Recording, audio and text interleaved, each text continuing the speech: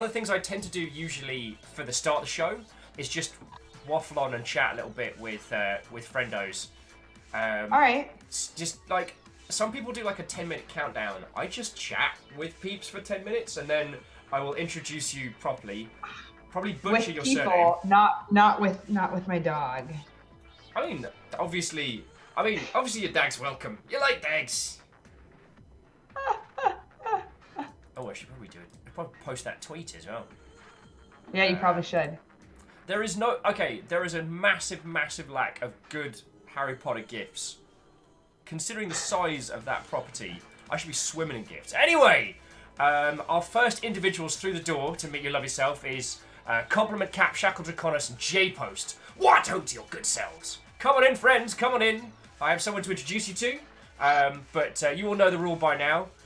Grab yourself a beverage, a cup of tea, get a seat, and then we'll do proper intros and stuff in about 10 minutes. I got my bad people mug over here, so I'm fine. I'm still seeing an advertisement, which is a not delight. The joy of Twitch. Thank you, Showtime. Thank you. Thanks, Showtime. There we go. Welcome. Ah, yeah. And there's some lag. Okay, it is kicking off already. So, Aspects, Arden, Edelman, and of course Doom Ninja, who is my favourite ninja, by the way. Have all to you all, Watto and welcome. J-Post's kicking off the day, just throwing 200 bits in, like it's nothing. Just there we go. It's just happening. And Caffeine has decided to adorn the pint glass with an inordinate number of doots. This is happening. This is happening. And Caffeine is the first person to spot the dig. I think you should probably introduce them first. This is Peeps. Ladies, gentlemen, and individuals of all persuasions, Peeps the dog, the true star of today's show. He has very good ears, as you know. He is an exceptionally happy dog. Yeah. I wish you could see my angle because he's like eyes are rolling back and stuff. It's great. So who else has popped in? Dolce, Stepgen, Numbers, Ed and Feathers, Beadora. What ho, friends! There is doggo hype going down in chat. We started with a boop. Hey Peeps, look, you've got fans. Come on, move around so you can see your fans. You've seen through my disguise. I actually wanted to invite Peeps on the show, but I brought you along just in case. So, ladies, gentlemen, and individuals of all persuasions, come on in. Edelman, thank you kindly for the doggo, for 200 bits for doggos. Shackle, thank you for the pride flags in the pint glass. It is the first of the month, friendos, and as I said, I'll do proper intros in a little bit, but without mentioning you directly, I have spoken about some of our conversations in the past a lot on this show. So while the peeps in chat don't know that some of the power that you wield, but we've had a lot of chats about community, about how you go into this kind of stuff, and yeah. Cool. I'm excited. I've been stupid happy about this for a while. So who else is coming in? So Captain Steph, Beadora, 10 win, Marshall Ray. What ho, friends! Come on in, yo. Come on in. Get yourself a bevy. All right, you got about another 6 minutes before we kick off proper. Sadlin, always lovely to see you, sir. What ho, what ho. Oh, Boop. Boop. so many boops. Boop. Beadora says, wait. Higher than the power of doggo? I mean, I don't have the scientific knowledge to be able to answer that question, Beadora, but I will give it a shot. Okay, so You have so many fans. lovely individuals. Just there's a little bit of a change on how we're going to go through today. So me and Flourish are going to be chatting for a while with all of you lot before we kick in proper to some gaming stuff, which we're going to do at the same time. The game I've got for today requires a lot of audio cues. So we've just accepted that while me and Flourish giggle our way through it, I'm just going to die to the cold repeatedly because of reasons. And it's going to happen. Aww. Caffeine says he's got a glass of Highland Park. He's got his own pupper as petted. Yeah. I only wish that your pupper could hang out with peeps. That's basically all we're going to use portals for. Come the actual Revolution portal is just hanging out with people and the dogs. What if all our dogs could just hang out at the same time? Oh, who snuck through there? Reflective Sakharev. What ho, friends? How are you all doing? All right, I think Peeps is done now. Yeah, he doesn't like you guys anymore. Hello, sorry, I don't know why. Doggo included. What Yo! So Lord Lost just threw 800 bits at us and went, "Hello all, Doggo included. What ho!" I don't know how familiar you are with the Twitch ecosystem, but those bits are basically what keep me alive these days, so I'm exceptionally grateful for them all. You know, if Doggo is helping people throw more bits in, Doggo can little dance. We can bring Doggo. He doesn't want about that, but if it helps. I don't know, is that against... Mflafliflaf start of the day. Oh! I don't know. And then Mflamf is back. Okay, so I was talking yesterday, it was yesterday or the day before, about overuse of anacronyms when it comes to gaming communities. And how there's so many different acronyms and it's so hard to keep up with what's what. And while making that joke, I made up Mflamf, as if this mystical long-running franchise that everyone should know. And these mother hubbards right here have been haunting me with Mflamf all bloody week. Oh, lordy. You mean that you didn't already know that? No, I mean, obviously, as someone who is very into video games, I totally knew about Mflamf. I wouldn't say I was first wave Mflamf fandom. I kind of came in on that second push. Uh-huh. Uh-huh. I'm pretty sure I told you this wasn't going to be this most serious of interviews, right? Don't know. Oh, and there's Mflamf in chat, kicking it like Hashtag. I no one can agree on how to spell it. It's like when you realize that Cocoa Puffs is spelled like real cocoa instead of COCO. Blows your mind? Maybe. Why would you tell me this? I'm meant to be conducting a show here. I need my brain bigger. Flecking out. But okay, so Lord Lost, Sakharev, J Post, everyone has been throwing bits. Thank you kindly. I don't want the Mflamf ridiculousness to detract from my thanking yous. Coleman Cap says, I'm surprised that Mflamf didn't get a big presentation at E3. Actually, stop that incessant clicking. Yo! Right. That's so cool. Nice. Thank you. Hang on, let me get that above so you can. I'm still working this one out. Oh. There we go. So yeah, Aspects just gift you a sub, so you get a cute little friendo now when you're on Twitch. Oh.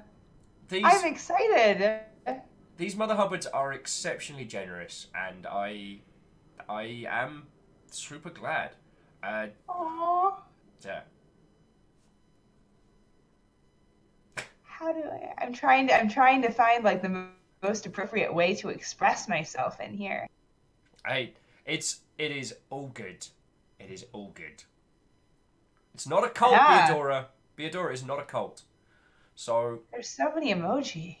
So little time. So who did I not say hello to? So Bal just got in. Lord Lost. Did I say hello, Lord Lost? I hope I did. So to those of you who just come on in, what-ho, welcome. I don't know if you saw, because I had some weirdness last year. I wasn't able to turn on all the Twitch functionality for quite a while.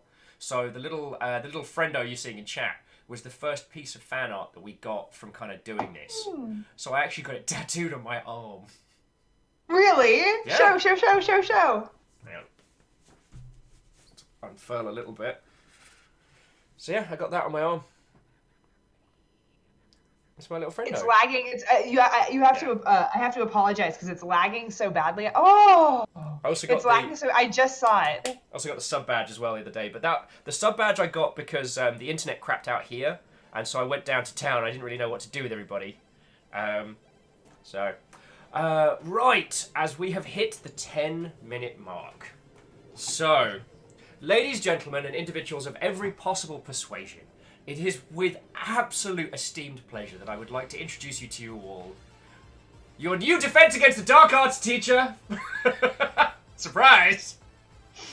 I'm pretty sure That's like a doomed post, you know that, right? Yeah, I know. And you can be sure no one, before they stepped in that room, knew they were getting that post before Dumbledore's like, "What up? I'm out! Enjoy!" And it's just like, oh my god! My god! So, okay. I apologise, I'll probably butcher your surname, but Flourish Klink is... No, not butchered. It is what it sounds like. Yes! Nailed it! It's deeply embarrassing, but it is my real surname. I have described you as a community specialist, and you and I met back 2016, 2015? God, been friends for a couple years at least. Yeah, it's true. You've been running around. I do that. A lot. Staying in one country for more than a year might be a start to that, but that's another story. So, Flourish works for a company called Chaotic Good and specializes in essentially translating the shamanistic knowledge of community management into actual measurable metrics, or taking actual measurable metrics and turning them into shamanistic knowledge. I've often described, like, you know, if you equate the different job roles in the games industry to different classes, community is like a shaman. Like, there's no hard and fast rules, but it's understanding the elements of the land, understanding the ecosystem and how to either, you know, weaponize it for good or evil. Alright. And Baal, I'm not taking my top off. God darn it, Dahl. Baal saying I need to show more flesh for the cult members. 1, not a cult. 2... Right. So, Flourish and I met back in, I'm going to say 2016. It was one of the GDCs.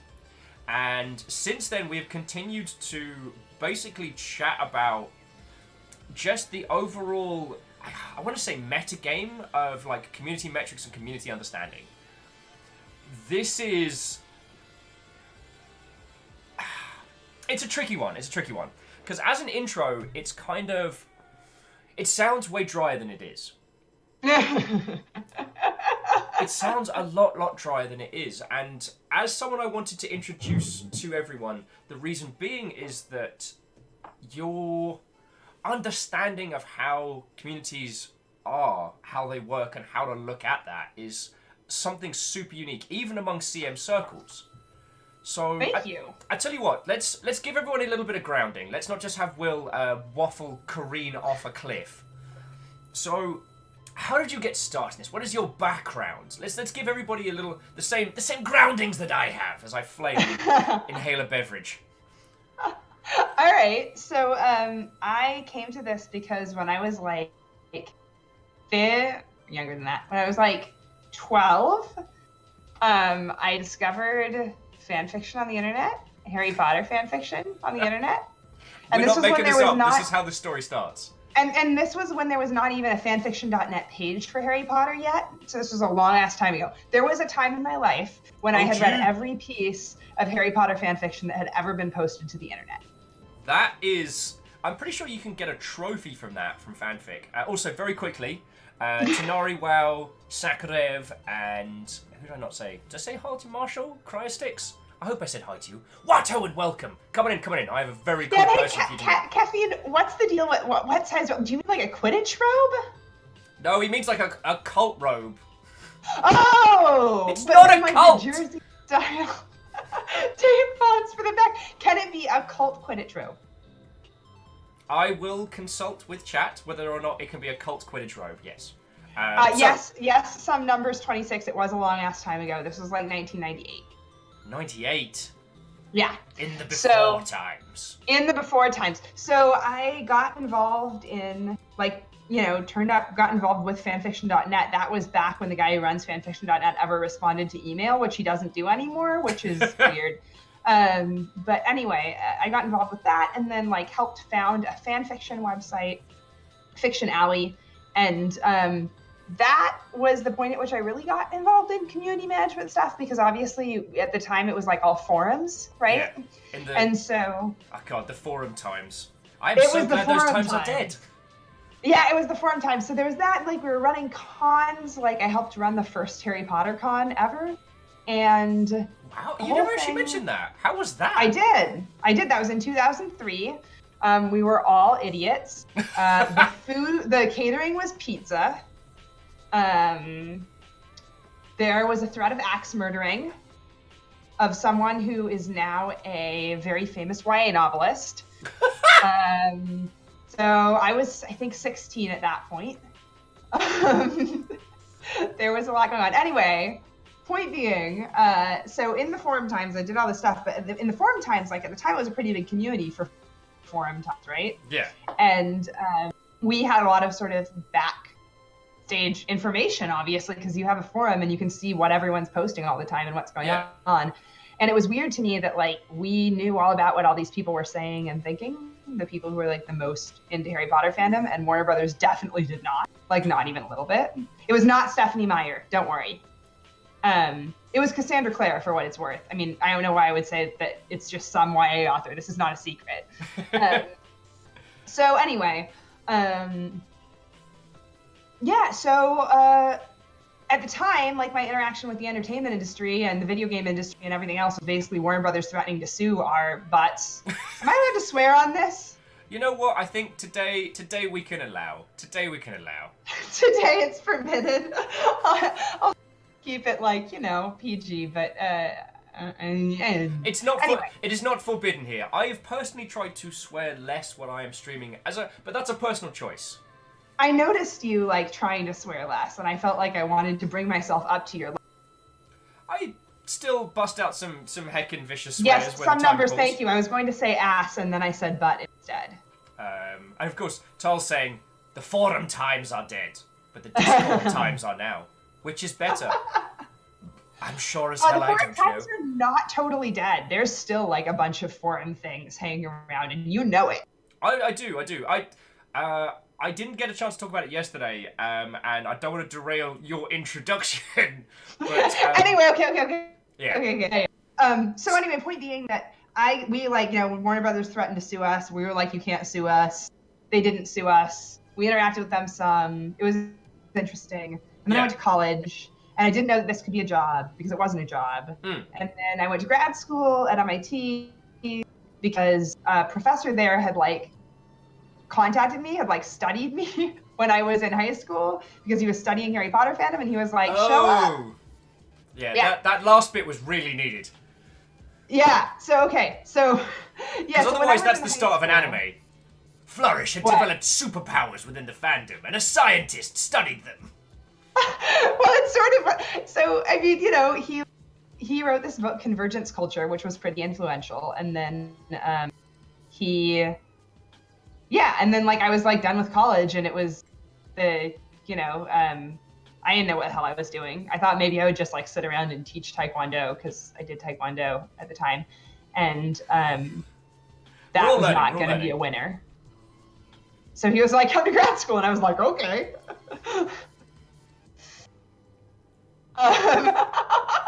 Steel Fox. Oh, no. Not that kind of study.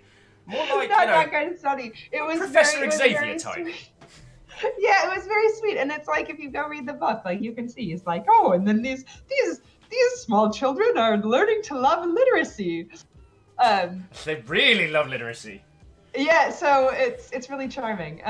Anyway, so I went to grad school at MIT because, obviously, why would you not go? If somebody said to you, would you? No, genuinely though, you're laughing some numbers, but I truly was I didn't apply anywhere else. I didn't know what was going on. So I went, and there I discovered that actually all this shit could be a job.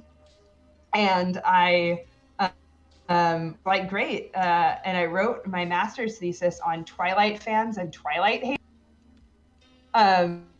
So like people who love to hate Twilight so much, you Yeah. know? And then I met some people in the entertainment industry, and I started a company with them, or they started a company, and I came on. I don't know. I was very young. We were very, very drunk. Yeah, something like that. And basically, it was like there was a brand guy, and there was a guy who was like a TV writer, and then there was me, and I was the audience person. And it was like, Yeah. great, okay, so now how are you going to explain fandom to people? And so then I was like, shit, I guess I have to explain fandom to people now. And so for the past 10 years, I've done that. That company closed. I started this new company, Chaotic Good Studios. That's not my alignment. That's my business partner's alignment. It sounds cooler than True Neutral, which is what I am. Wait, so True Neutral is your personal alignment, or that was the previous company before Chaotic? No, that's my personal alignment. Yeah, so, yeah. I mean, make of that what you will. Chaotic Neutral, I think, is where technically I fall these days. I'm moving towards Chaotic Good. Like, I think I've got the entry exam in a couple weeks. Yeah, well, that's my fantasy, but like, you know, I can't lie and say that I'm that good or that chaotic. It's cooler. Anyway, so we started doing, you know, we did this. I've been doing it for 10 years, and basically the summary of it is looking at what's happening like qualitatively, as in like hanging out with people in fan communities and like seeing what they're talking about and interacting with them, and also using the fact that like basically for 2/3 of my life I've been completely immersed in this to you know, I mean, there's a lot of people who really have no idea what at all. And then also using quantitative, because once you are on the side of someone who has data, then you can look at that data and be like, gee, like, is this true, this thing that I think about this community? Or is it like just something that I think because I interacted with one asshole? You know what I mean? Yeah. And this and then where, you can... this brings us real nicely to the scientific and the shamanistic blending. Right. I think it was... And... I mean, this is why I said it was okay to swear, because I think this was the conversation where you and I ended up becoming fast friends, was deep dives into communities through fanfiction. So understanding which characters within an existing fandom are underserved by the amount of smut being written about those characters, which seems ridiculous, and like a, you know, lol, guess who the fandom wants to see banging. But there is a metrics-based correlation between the interest of these characters and how much people are writing about. So suddenly then you can take that bizarre knowledge and turn it into usable, actionable data. That's fucking cool. Right, well, and also it doesn't necessarily mean that you want, then it doesn't necessarily mean like, oh, people write porn about this character, you should make this character like show up a lot more. Yeah. It may not mean that at all. It may mean something else. It's the translation of that information into like an actionable insight that's where it gets really like, this is why I work with other people who know more about like writing, and you know, like one of my business partners does screenwriting, right? So we're able to talk through it and be like, okay, well, what should that be? You know, what does that really mean? Yeah. Sadlin was asking what tools we use for data analytics. I am personally a Python person.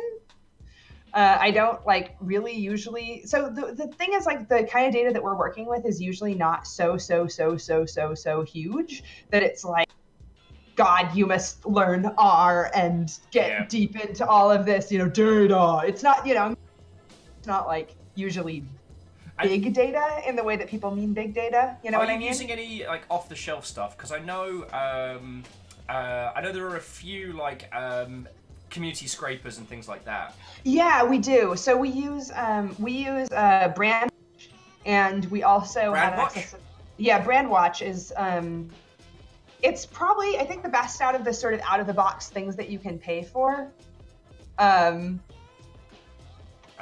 Sorry, the reason why I nearly sprayed tea everywhere. Arr! Yes, a pirate. Arr! Yarr! The reason why I nearly spat tea everywhere was just Beadora going, Waluigi again? Just... Now you know. Now you know why he's not in Smash. No one wants to see Waluigi bang. I'm sorry, the internet's spoken. No one wants that. I don't want to know that I'm wrong about that, and I'm not going to Google it. Oh, my friend. No, this was okay. So this is actually something funny. Was one of our employees came in, and her mom was a lawyer, and so her mom looked through the employment contract, and she was like, "Why does this employment contract state like explicitly that you may be exposed to all sorts of objectionable content on this job?" And I was like, must I call your mother and explain Rule 34 to her, and then also explain to her that like one of like literally by the way, the first job that we had her on was for a video game that will remain nameless, and it was like, for whatever reason, that fandom was really into tentacle porn. So she, being the low person on the totem pole, had to go through all of Tumblr's tentacle porn about this video game and classify it based on who it was. That's a job that someone got paid to do. She certainly did. I don't know what it did to her by the end of it.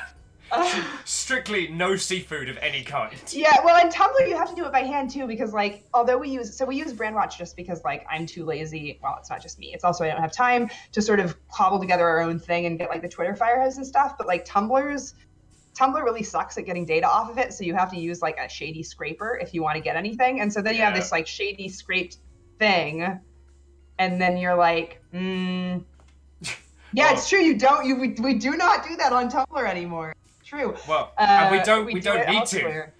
to. Yeah. I've heard the engagement on Tumblr has just gone, Eck. Oh God, I don't even know. I don't think personally. Well, I don't want to bring it too much off the topic at hand. From what I understood, it's actually this. The human trafficking bill has some very, very scary reaching tentacles. Yeah, no that's pun totally. intended. That's also why Facebook has been extra weird about some of this stuff. Yeah, I mean, Facebook always had the best porn detection algorithms of anyone. Because we were talking about the forum times before, and a lot of the off-the-shelf forum systems used Facebook for logins, not because they wanted people's data, but because Facebook's penis detection software was at a time. So Sensors online. Weapons online. All systems now. And Ticketoo chooses that moment to renew their sub. Ooh, what's this button here? Ticketoo! Also, what ho, will and guest. Ticketoo, it is lovely to see you. Ticketoo saying, what ho, will and guest. Oh boy, just as I talking penis detection. Great! Penis detection. Okay. It's important to know if that's a hot dog. Yeah, well, because if your stuff's got to be copper compliant, like, yo. I'm so glad. So I was talking about this the other day. Things I do not have to worry about on the day-to-day. I do not have to worry about copper compliance. I do not have to worry about Steam forums. I do not have to worry about any of this nonsense. I just have to worry about you lot. All these things are out of your life. Trolling the hell out of me with blam for blam and occasionally making me cry on the internet. So there we go. Okay. So bringing it back online. So you were saying that there was one particular. Oh, no, okay. So after doing the kind of the Potterdam fanfic, you joined with Chaotic Neutral, Chaotic Good even. I guess Chaotic Neutral wasn't hiring.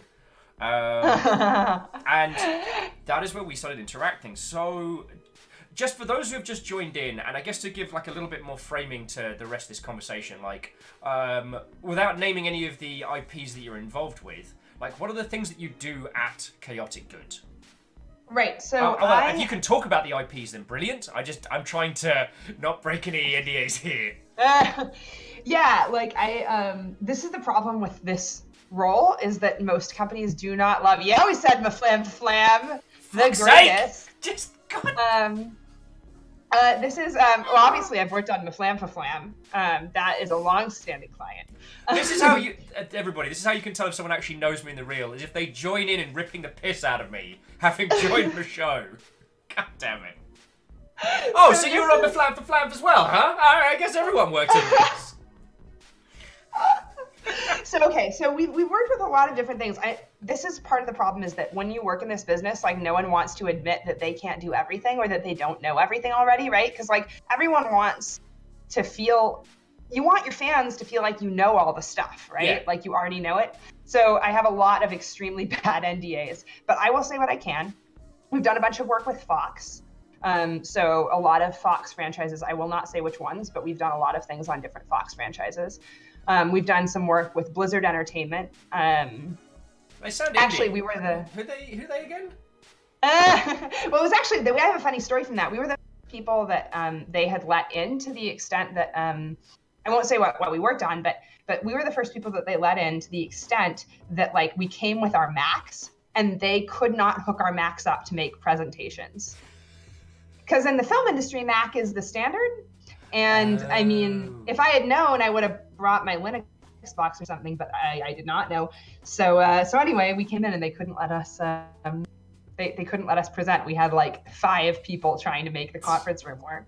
For a company that's famous for having like Mac ports on launch. Also, Lord Loss, great, brilliant. Of all the things you could have clipped, you clipped the penis detection software. You're proud of yourself. I knew it was coming. I don't know how. I don't think I said hi to Vanderbeest, and I don't think I said hi to the Dismook. So to both of you, and to everyone who has joined us, what and welcome. Come on in. We're chatting about... We're going into the feckin' mad, metric, shamanistic badassery of community understanding. So, by the end of this, you'll be able to summon at least... Stop that incessant clicking! That's feckin' cool. Okay, so these lovely folks have a habit of doing this a lot. And I'm still trying to get over how lovely everyone is. Someone who has decided to remain anonymous has just gifted a sub to the Dismook. That's feckin' cool. That's it's feckin' super cool. nice. They're so nice. How'd y'all get so nice? That's feckin' cool. And who's that? A Kresimiro says, can you say hello? It's your boy Anomaly from Sweden. If we have met, and I have forgotten you, I do apologise, but I will not say hello. I will not say hi. I will say, what and welcome. I mean, Flourish, I have a job which encourages me to yell at the mic on the daily, so there we go. Your favorite. I can already tell. Really like what doing you were made this. for. And this is why I'm so happy to introduce you to everybody, because like I've worked in a myriad of different companies since you and I first started hanging out, and we've had these kind of like badass Skype chats, essentially breaking down like the mystic arts of like community engagement, and no one else knows about it. It's been kind of, it was almost like, like traveling to the top of the hill to seek wisdom from one of the great masters, and a lot of that has put me in a very privileged position. I understand so much more about what's going on in the industry right now than a lot of very prominent individuals, and it's making me feel a little bit smug. So if I can introduce you to everyone here, then I'm less, this is kind of like the martial arts, this is like the martial arts class of understanding, sorry, my brain was trying to pass one of the Avatar airbending school moves with like direct CM engagement, and it just wasn't happening. Anyway. Meanwhile, my brain was trying to parse the fact that Steel Fox named a clip plausible moist human one hand, which is really distressing me. That's the Twitch algorithm. It doesn't do like number strings, it does word strings. Oh no, it So was the Twitch algorithm. So that's purely random. Why did they do that? Okay. Steel Fox, I'm sorry that I suggested that it was your fault. Although if it was, it would have been great. You would have been a grade A troll. So. Yeah. Okay, so you have worked with Blizzard. You've worked with Fox Entertainment. Yeah, tons of stuff for Fox. So what are the kind of things that you do for these big behemoths? And if you can use Right. it, are there any IPs that you can talk about that we can use for an example? Because I'm struggling to think about what I really ought to talk about. Okay, so we've got some made-up ones as well. If you need a made-up IP to plaster over, we've actually got our own. So sure. Should I talk about my great work for Maflam? God damn it, not that one. Well, Maflam is a very interesting IP because it's so old and classic, as we all know, and it hasn't really been around recently. But there's a lot of people, particularly game devs who say that they really got their joy in, like, their understanding that you could tell a story in a game through Maflam, right? So you really did. I don't know why you and then you don't expect to knock down. What's wrong with you? So okay, so Maflam in this context, right? Like, Maflam is this game, and it has been, you know, maybe it's owned by someone like Schmactivision Schmizzard. I'm not actually literally taking one client here, guys. It's like, you know, I'm sort of combining a bunch of stuff. So don't, like, just because I'm making comments about Schmactivision Schmizzard, please don't think that that means that this is literally a Blizzard property I'm talking about.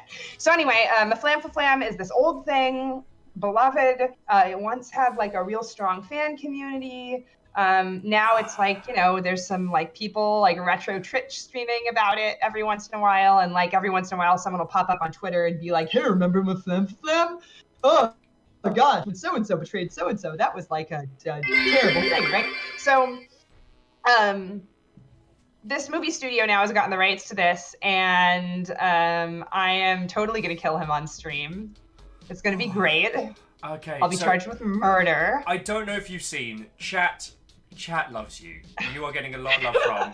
I love Chat. They are the so crew nice. here are a wonderful bunch. While I was choking, Sakharev for 100 says I like her already, and then Shagotagonis for 150 said for epic will breakage.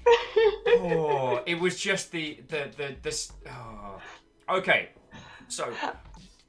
Back to the saga of Maflam. Back on the Maflam saga. So, naming nothing, but it is a beloved franchise. It's been around for a while. And so, Right, what were you it's- brought in to do? Are you saying that they So, had a strong okay. community, and they don't have that same connection to them now? Exactly. So what were you brought in for the Maflam team to offer? So usually what'll happen is we're brought in, so most of my contacts are in the film industry, actually, right? So the way that things come to me is if it's a game client, usually some will be the game company, but usually it's like whatever the film company is that has made their decision to adapt the game, whether that's a good decision or a bad one. I don't try to judge. Yeah. I try instead to assume that it is happening. And then how could it be good? Yeah. You know? So, because, of course, is it happening? Maybe it shouldn't. Yes. But not my problem. So, I'll get brought in usually by it's not just me, by the way, like it's my whole company. Yeah. We'll get brought in order to try and help do strategy around like what the franchise ought to be, because everyone who's making movies is trying to make a movie franchise. And the reason they're using like an old beloved game is because they think that that's going to help them have brand recognition and it's going to help people like the franchise. So then the first question has to be like, well, what did people even like about the old game? Because obviously, like whoever optioned it in development saw something in it, and I'm sure that whatever they saw is great, but it might not be what everybody else in the world thinks is great. Yeah. Right? And also just like understanding what is the community there, and is there anyone who still really cares, or is it just, you know, all separated out, right? Because like sometimes you'll have old stuff where there's like a big community of people who have really like continuously engaged with it, like, you know, whatever, Dota or something, right? Yeah. If you were gonna make a Dota movie, which that sounds so stupid and brilliant and someone Why ought do to I do want it, but it? if you were gonna do it, then you know, then that would be a different situation. Yeah. One of the ones I use when talking about like fractured communities is actually talking about the Fallout community, which is very, very popular, but it looks to be a massive community from the outside, but is actually incredibly splintered. And if handled incorrectly, turns toxic fast, because no mutants allowed is the most engaged element within the Fallout community, and they hate the new stuff with a passion. Yeah. So it's like, how do you deal with that? And sometimes there's all sorts of various things going on. Like one community that we looked at was like, there was like a group of people, this was a game community in specific, there was a group of people who were really, really into it as a like esport. And then there was a separate group of people who were into it as a story. And it was like, well, if you're going to do this as a franchise, how are you going to think about that? Because you know, Yeah, right? Like, you could mine this lore for the Maflam lore for like 3 or 4 movies. But then, how does that connect up with this massive esports audience you have? Do they even know what the lore is? Hint, no, they don't. They've got no fucking clue. They don't care at all. Yeah. And no one could believe on the game side that they didn't know. And it was like, well, I mean, personally, the Maflam, pro scene is kind of a self-contained entity. It doesn't look towards the narrative elements at all. It looks towards the gameplay elements. Precisely. And so then there's also, and then other times you'll get a community like Mafuf. Mafuf is a different game, and that has no narrative elements at all. And yet Get out of my house. And yet some dweebus is like, we're going to make Mafuf into a movie. And you're like, well, okay, but we're really going to need to break this down and give you a couple of strategy possibilities, right? One idea is to take Mafuf and like try and make a movie that feels the way it feels to play Mafuf. Or another one would be to just be like, you know what, fuck it, we're going to forget about the Mafuf community entirely because they're so, whatever, they're small and that's not actually what we care about. We're only going to use the fact that there's a community of this in order to sell the fact that we could make a movie about this to a movie studio, right?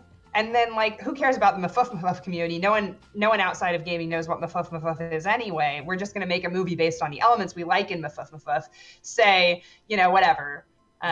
So let's angels with flaming swords. Yeah. It's just going to be a Mafuf angels with flaming swords movie because that's cool. That does actually sound rad. So before we unravel me with more Mafuf lore, so right now, and this is more for I guess people who haven't gotten mad drunk with me in the past. So this is what I would call shamanistic knowledge, like knowledge of the land. So we know that Maflam has an engaged esports scene, and that while the lore is very well remembered, it doesn't have a strong pull. Now, the thing that you can do, which I have an understanding of, but can only admire as you weave numbers from this shamanistic world. So how do you go about showing people? Because you need to show people who have no idea. They don't even understand Maflam, how to install Maflam, let alone understand how to take the knowledge of the community. Because, so how do you go about doing that? All right, so it requires, it's not just me, it's a lot of other people too. So what will usually happen is we go and we like sort of figure out the knowledge, which as we all know, like actually is not, it's not that hard if you are willing to truly immerse yourself in a community. Then like, it's not magic. It just takes like some time, right? Like, so, okay. So you go around and you do this and then you're like, okay, I have an idea about what this is. And maybe you don't know for sure that you're right. So then we go to this quantitative information. So we'll do things like we will scrape Reddit. We will look at everything everyone has said on Twitter. We will join a bunch of Discord communities and, sort of try and sample the conversation there for a little bit. We'll be like, okay, what's the conversation here look like for an hour? Because we're not going to sit here and like creep on Discord community forever, right? We'll say hi, by the way. Like we're not like lurking in like a secret, terrible way. Thanks for calling me Coast. It is true. Sometimes effort looks like magic. So anyway, we'll do all this stuff, right? We'll watch, often we'll do things like we'll go and we'll look at like all the fan art and we'll have an intern like say, who is in the fan art? Like, what's the emotional tone of this piece of fan art? Great. And we'll do that with like a representative sample of all the fan art we can find on the web, right? And we'll do the same thing for like Twitch streams, right? We'll like try and get a sample of, we're not going to watch every Twitch stream that everyone has done. That's insane. But we'll get a sample of it after we've done, our qualitative work, and we'll, categorize it. And then we go and we say like, is this matching up with what we think is happening qualitatively? And if fucked one way or the other, we did something wrong. So how do we go back and like try and redo it? And once we get those two things actually working, oh yes, the nuke does get mixed results, as with the tentacle porn story I was telling earlier. What a delight that was. So anyway, we do that, and then we sort of as a small aside to that one, so I worked on the Total War franchise for donkey's years, and we were actually we were pretty fine for that kind of stuff because, you know, most of it's based around there's a few historical figures, but for the most part, it's based around like time periods and regions. But oh my god, Sengoku Jidai, I have never seen so many like femme versions of generals getting done by varying different sea creatures. Seriously, it would be like first, like, I'd search like fucking Tokugawa, and first line, Tokugawa, second line, female Issei Tokugawa, whichever the famous bloke was, and like 3 pictures in, I'm like, okay, this is with safe search on. I know! Oh my god, so one of the most awkward conversations that I ever had with someone was one of my former business partners who now does like a children's animated show, calls me up and he's like, so I just want you to confirm what I'm telling everybody involved with my children's animated show, which is don't worry about the furries, they'll self-police and we should be nice to them. And I was like, yes, don't worry about the furries. If they start posting porn of your children's show in publicly accessible places, then politely ask them to stop, and they will probably stop because furries are generally nice. They are a nice community. Call me if you want me to go in and tell the execs at your studio to be nice to the furries. And then I see every once in a while a furry being like, "Don't cross the streams. Don't tell the creator." And it's like, my friend, like they know. Don't worry, they know. They've seen it. We're already there. You know. And of course, all our lovely peeps in chat who are in those communities are like, "Be nice to us." It's true. No, I mean genuinely, like people are like the furry. Like I much rather have furry porn than any other type of weird porn, or not weird porn in a community because furries are generally nice, and if you ask people to keep it under wraps, they will. You know, like, God. And I know this seems like we're getting into the silly and the ridiculousness, but this is a genuine thing to take into consideration. And once again, especially if your property is copper compliant, because oh boy. Totally. So anyway, where were we before we got on furry porn? That's literally the banner above the gates to the internet. Where were we before furry porn? We were discussing the quantitative measures that you do to demonstrate to non-shamans how you can understand Right. Okay, so once we've done this thing, right, we've looked at quantitative and we've checked it against quantitative. So the way we're looking at quantitative is we're like looking at, you know, say we like scrape Twitter and we think that we know that, I don't know, what's the current thing that's going on right now? We think that we know that like Oscar Isaac is the most important character in Star Wars. I don't work on Star Wars, so this is just an example. We think that everyone loves Oscar Isaac and he's the most important like character out of everything in Star Wars who wasn't from the original series. We look at that and we look at like genuinely like the volume of people talking about Oscar Isaac who are not bots. Yeah. And then we look at the volume of people who are bots. And we sort of try and understand, like, is there a reason? How does that work, right? Like, and then we'll do just like a textual analysis. So we'll look at like what keywords are being used around him. And like, we usually don't do sentiment analysis because that stuff is borked. Yeah. And that's a great way to lose days of your life for little to no value. Sorry. Exactly. Sentiment reporting, and this is all right. Will's going on a rant quest now, up into the hills. Oh, you have your rant. I'm gonna go get myself another one of these while you rant. Okay, go for it. I'm gonna let you do it. Sentiment analysis is the biggest steaming pile of false numbers in anything in community management. The only reason anyone ever asks for sentiment reporting is to prove their point in an argument somewhere. Sentiment report is such a ridiculous non-science. I don't mean nonsense, but I mean non-science. That it infuriates me to an inordinate degree. And there are a lot of companies that say they can do non-biased sentiment reporting. That's also bollocks. And I was saying that sentiment reporting is only ever used to prove an argument for someone internal, and it serves no purpose and requires so much time to do. It's infuriating. Because well, here's the thing that I actually find infuriating. Oh, go for it. There's all these companies that have an out-of-the-box sentiment analysis system. Even ones like Crimson Hexagon, which is now part of Brandwatch, fine. Oh, but wait, anyway, they went with... oh, okay. yeah, Brandwatch bought them. Feck. See, I don't have to worry about this crap anymore. Yeah, you're so delightful. Anyway, so basically... My sentiment reporting is, oi, what do you lot think of... What do you think of my dumb face? What do you Ah, lot think of Compliment my Cap face? is asking, what is sentiment reporting? Okay, Oh, crap. Sorry. This is... it's easy.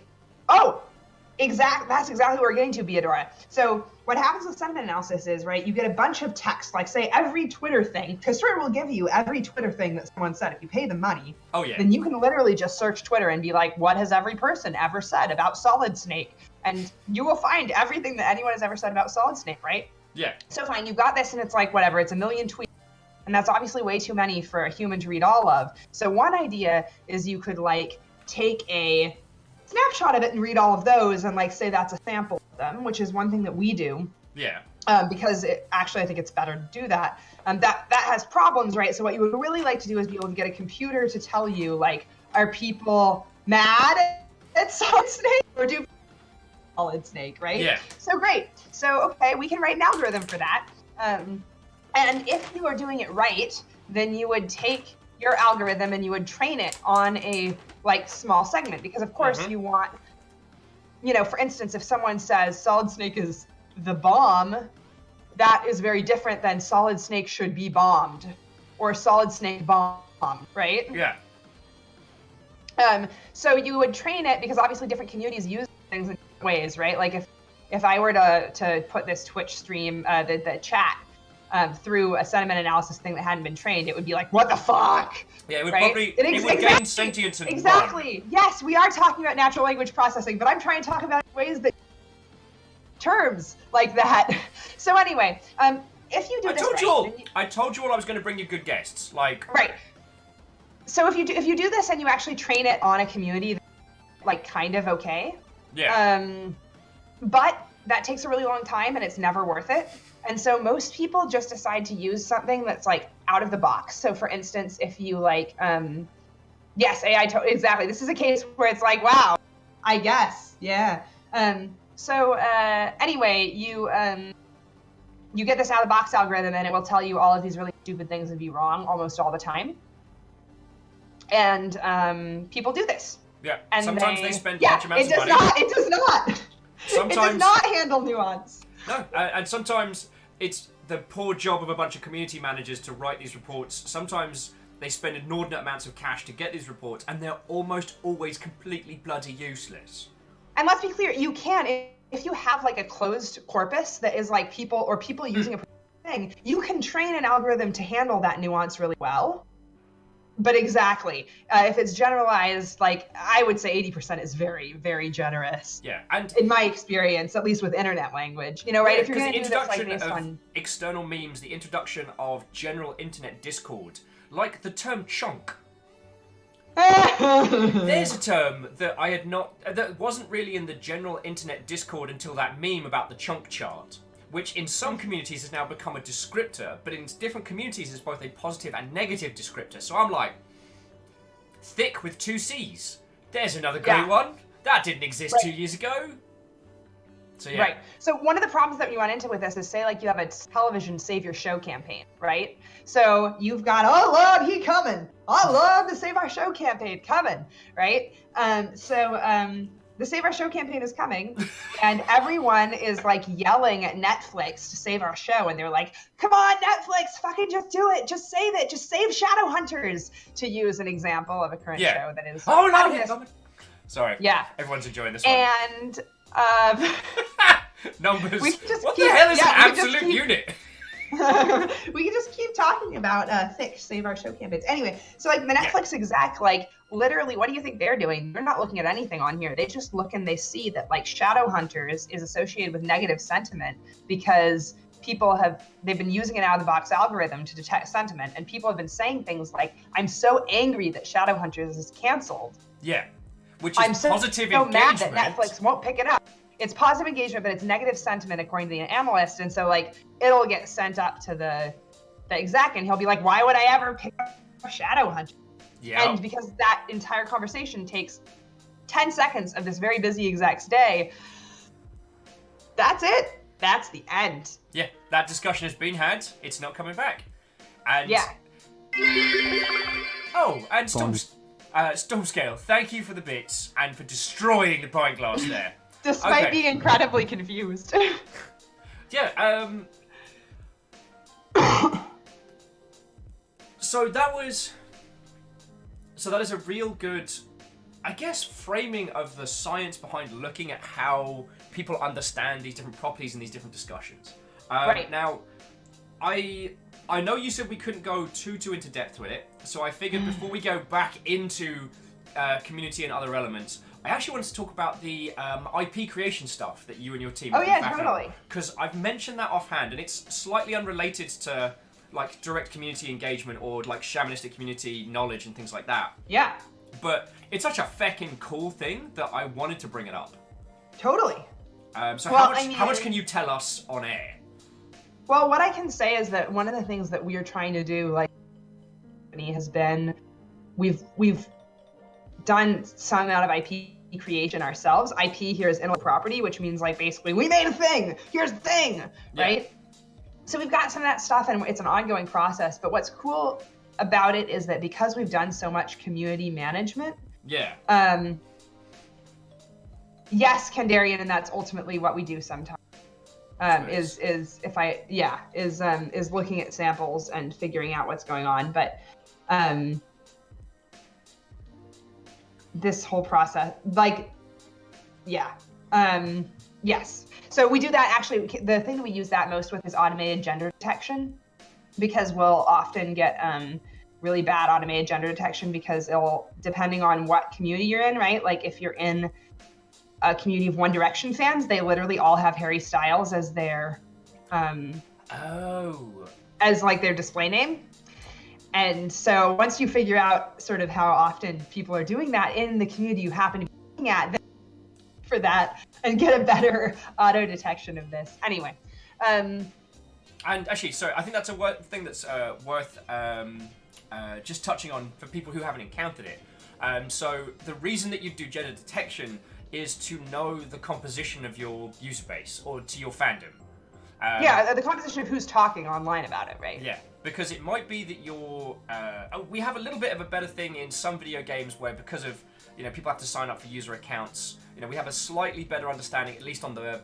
with the base binary of what people identify with. But what you might have is, so you might have a predominantly femme community, but the dialogue around it might be more masculine than feminine. So you might be in a situation where the community appears to be like this cavalcade of dudes just kind of chest bumping, but is actually a larger, more nuanced setup, as we see in a lot of mobile titles. And we find out a lot about this actually in film and TV. You find out about through like more traditional testing. So there are still things like, whatever you can look at like meetings, or you can look at anything like this, and that's actually it's not useful. Oh, sorry. Dialogue is... What was that? I do apologize. What? I apologize. I think I bumped the mic there. Oh, no, that was me. You were saying it wasn't particularly useful? Oh, I was saying that a lot of times, like, Nielsen ratings aren't very useful in figuring out a community, but they can be useful in that, like, if there's sort of a silent majority of people of one type or another, then that flag it for you if you've got, like, a large enough TV audience, right? Okay. Like, if you discover, for instance, that, like, most of the viewership of a show is actually female, but only dudes are talking about it online. We're looking at you, Supernatural! Yeah, it's known now, but, So yeah, I was gonna say Supernatural is an interesting case. Kandarian, this is a real issue because one of the things in the strategy is figuring that out, because the vocal minority community may be, they may be worth leaning into because they may be controlling the conversation around a property, or they may not be worth leaning into because they're not actually the viewership. And so you sort of have to like strategically determine what's the most important there. And of course, all of this, by the way, is a question of too, like, how much do you have any interaction of what's actually happening on the show or in the franchise or in the game, versus how much do you only control the marketing aspects of it or the community relations aspect? And that can be different, right? So like sometimes my team gets to interact with everybody from the beginning. Like right now there's a property we're working on which is in the very earliest days. And so we know that actually like it hasn't been shot yet. It's a film. Mm-hmm. It's still being cast. Like some of our recommendations are influencing the casting. That's really cool. It means that we're going to be able to have a lot more sort of shaping within that. If the ceiling was a little higher, at this point what I'd do is I'd stand on this chair and just yell, "Less white dudes!" Just less. Yes. I'm not saying none, I'm saying less. I'll hire Iris Elba for every role. Just do being John Malkovich, but it's Iris Elba. Done. There we go. What's this casting things? That's not even hard. I've just done it. Thank you, Sadlin. I was thinking it and I didn't say it.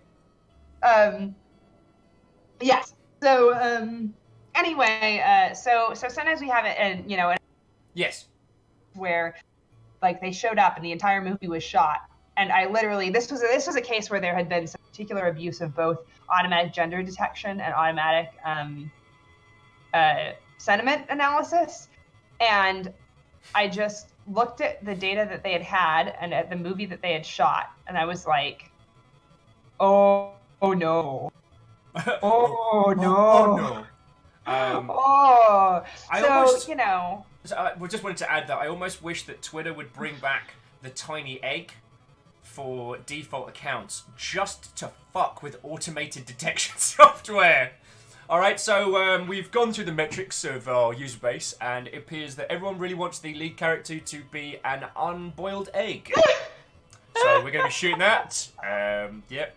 The egg is like the program right now, so we're kind of like already part of the way there. So not to bash on the other franchise, but so you're brought in, the castings happened, you're looking at it being like, oh no. What can you do in that situation?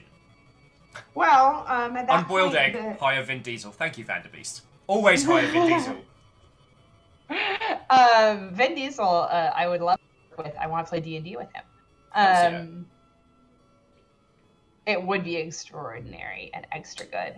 At that point, part of the question is, so one of the things that's hard to know from a fan perspective is that sometimes you've got like a company that really wants to preserve a long-term community and like have many, many more movies, and they're willing to think ahead.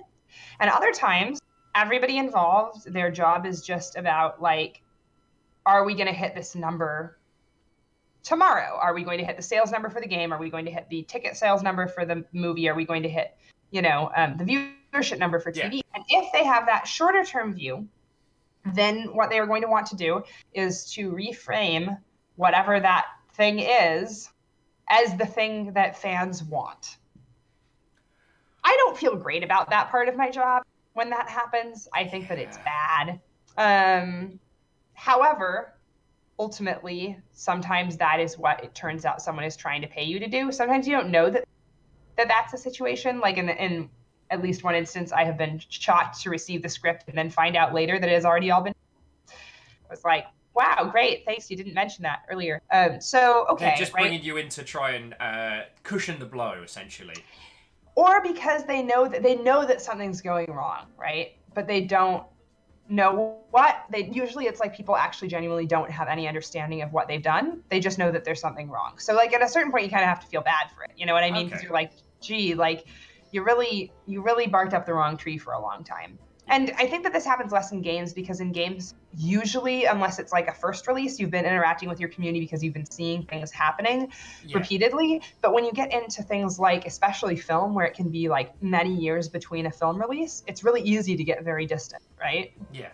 Just quickly, I just want to say hi to Tuna Taco. I don't think I said hi to Rhymes and Moose or Kandaran earlier, so I just want to quickly do a proper Watto and welcome. I have an exceptionally excellent guest for you all to meet. So come on in, grab a seat, and we're talking like a hardcore badassery of understanding one's community. So I mean, what you were saying there about the not understanding, the thing that we're finding in the games industry is that we currently have this Night's Watch problem, which is that... Yes, Shakal Draconis, you laugh, but sometimes, yes, that is effectively sometimes the conversation. Or worse, we have already done this and we haven't told them yet. How can you make people be less upset broadly? And you're like, well, great. How can we? I'm gonna need 2 bottles of gin. Yeah, right. There are some conversations. So anyway, I mean, to be fair, like when people get to that point of view, like there's like, it's never a single person ever. It's always like there have been a variety of bad ideas that have somehow all mated and formed like the uber bad idea. And then there we are. So but usually it's not like that. Usually it's, I mean, you say address the concerns, and I would like to. Ideally, ultimately, we live in a capitalist society, so the question is actually, in those cases, how can you trick people into going to the movie? Flourish Klink. Here, I'll type it. Which is a dark thing. When it comes to PR and stuff, we often refer to that as dark side. In community, I've not been in a situation where I've had to do that. I've been in a situation where I was one of the unwitting, where things were going to be bad and I did not know. So I was part of the tools used to interact, but I was not. Right. I was not in a situation to see the coming storm. So the situation is that I'm not the one interaction, the one who sees what's going to happen, and then hopefully. No one on my team has to do the interaction and deal with that, because I would never put anyone into that position if I could possibly avoid it. Because you are good people. Yeah, but your CMs, thank you. Yeah, but that said, sometimes it just is what it is, and there it is. And all you can do then is try and basically salvage what you can to make what could be a box office bomb into something that actually worked, right? At least a little bit for some people. So that's when you get into the point where it's like, recut the trailer so that it looks like a movie that's not the movie that is actually going to be there. Just do it, right? But the thing is, you would never do that if you wanted to have a longer term community, because like that's the opposite of what's going to help you. And those of you that had your QI sheets, that's the buzzer. Yes, that's right. Engagement beats hype. Whip, whip, whip, whip, whip, whip. Yeah, exactly. So sometimes you get a situation, the idea like that is to find that like right balance between, you have to do a little bit of that stuff because you need people to come and engage with it, but you also need to be like real enough and transparent enough. And then I guess the hope is usually, well, maybe say this is number 3, maybe if we can just get through number 3 and it does well enough that we can get number 4, then number 4 we can make something that actually responds to the community in a proper way. That's the theory anyway. So whether it actually happens, sort of a question. Usually because I'm a consultant, I don't get to see it all the way through, like over the course of a long period of time, right? Like I'm the person they bring in where they're like, something's fucked, tell us what, and you're like, all right, great. I've got good news, not just me, and my whole very team. bad news. Sound like it's just me, because there are lots of great people who I work with. True. It's not you rocking solo, but. I mean, one of the reasons I think that you and I ended up talking so much is that you came from fandom, you came from that space. I didn't have any traditional community management experience, but I had lived in communities for so long that when I started being trained in that space, like, mine was the shamanistic knowledge. I had to learn the metrics side of it. So, yeah. The thing, and this is obviously confirmation bias, but fuck it, it's my show. The reason that I talk hype versus engagement at the moment is that what we're seeing is that unless you are a massive existing, like, long-running IP, you can't run the hype campaign wheels anymore. Because either people don't care, or you drive it in a direction which generates so much negativity and toxicity, and that doesn't go away. Not to quote Captain Planet, but you can't just dump a bunch of sludge in the water because it stays. Actually, he'd usually, I think he'd probably put it in a nicer way than that one. I was paraphrasing Captain Planet there. Mm-hmm. I personally, and this is where the personal bias comes in, and I didn't bring you here to agree with me, but But it's the case of what I am seeing with projects at the moment is that like community-led marketing and engagement-led communications are like feckin' tantamount to survival. Because the flops do happen, but an engaged community will survive with you. Yeah. And if you're able to have that direct dialogue with your community, they are more forgiving and will allow you to move forward when an inevitable bad happens, which it does. I mean, you know, we live in a chaotic universe. Sometimes, even with the best laid campaigns, things go a little bit sideways. Yeah. Well, also, you can't control everyone involved in a project. Yeah. Like, when someone decides that now would be a great time to very righteously and correctly, call out your leading man for, like, groped them 10 years ago, you're like, well, here we are. Yep. None of us knew that he, was a handsy bugger, but now we know how do we handle this. Right, or, also, like, maybe someone knew, but it wasn't anybody I knew, you know what I mean? And fortunately happened to me, but it's just an example of the kind of thing where you're like, I can't control that, whatever. Yes. And you got to move on. You got to hope that the community is able to, especially when it's like a broader franchise, that the community is able to be like, okay, that was one piece of it. We're moving on. We're ready to sort of see what the next thing is.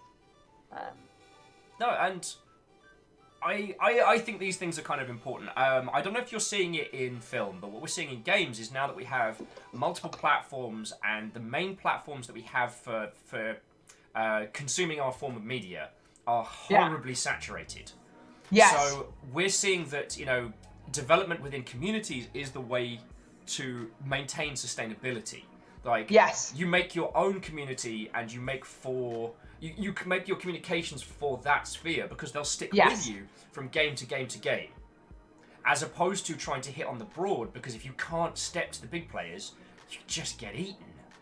Well, this is one of the challenges, right? Because I'm usually very big player in film, especially, and it's a weird combination because you've got the combination of like a lot of films, depending on what they are, right? Like, do you think that Disney is a movie company? Disney is a toy company that happens to also have some parks and some really long 2-hour commercials for their toys. Or a multi-game franchise for their toys, which took 15 years to come out and has the most bizarre storyline.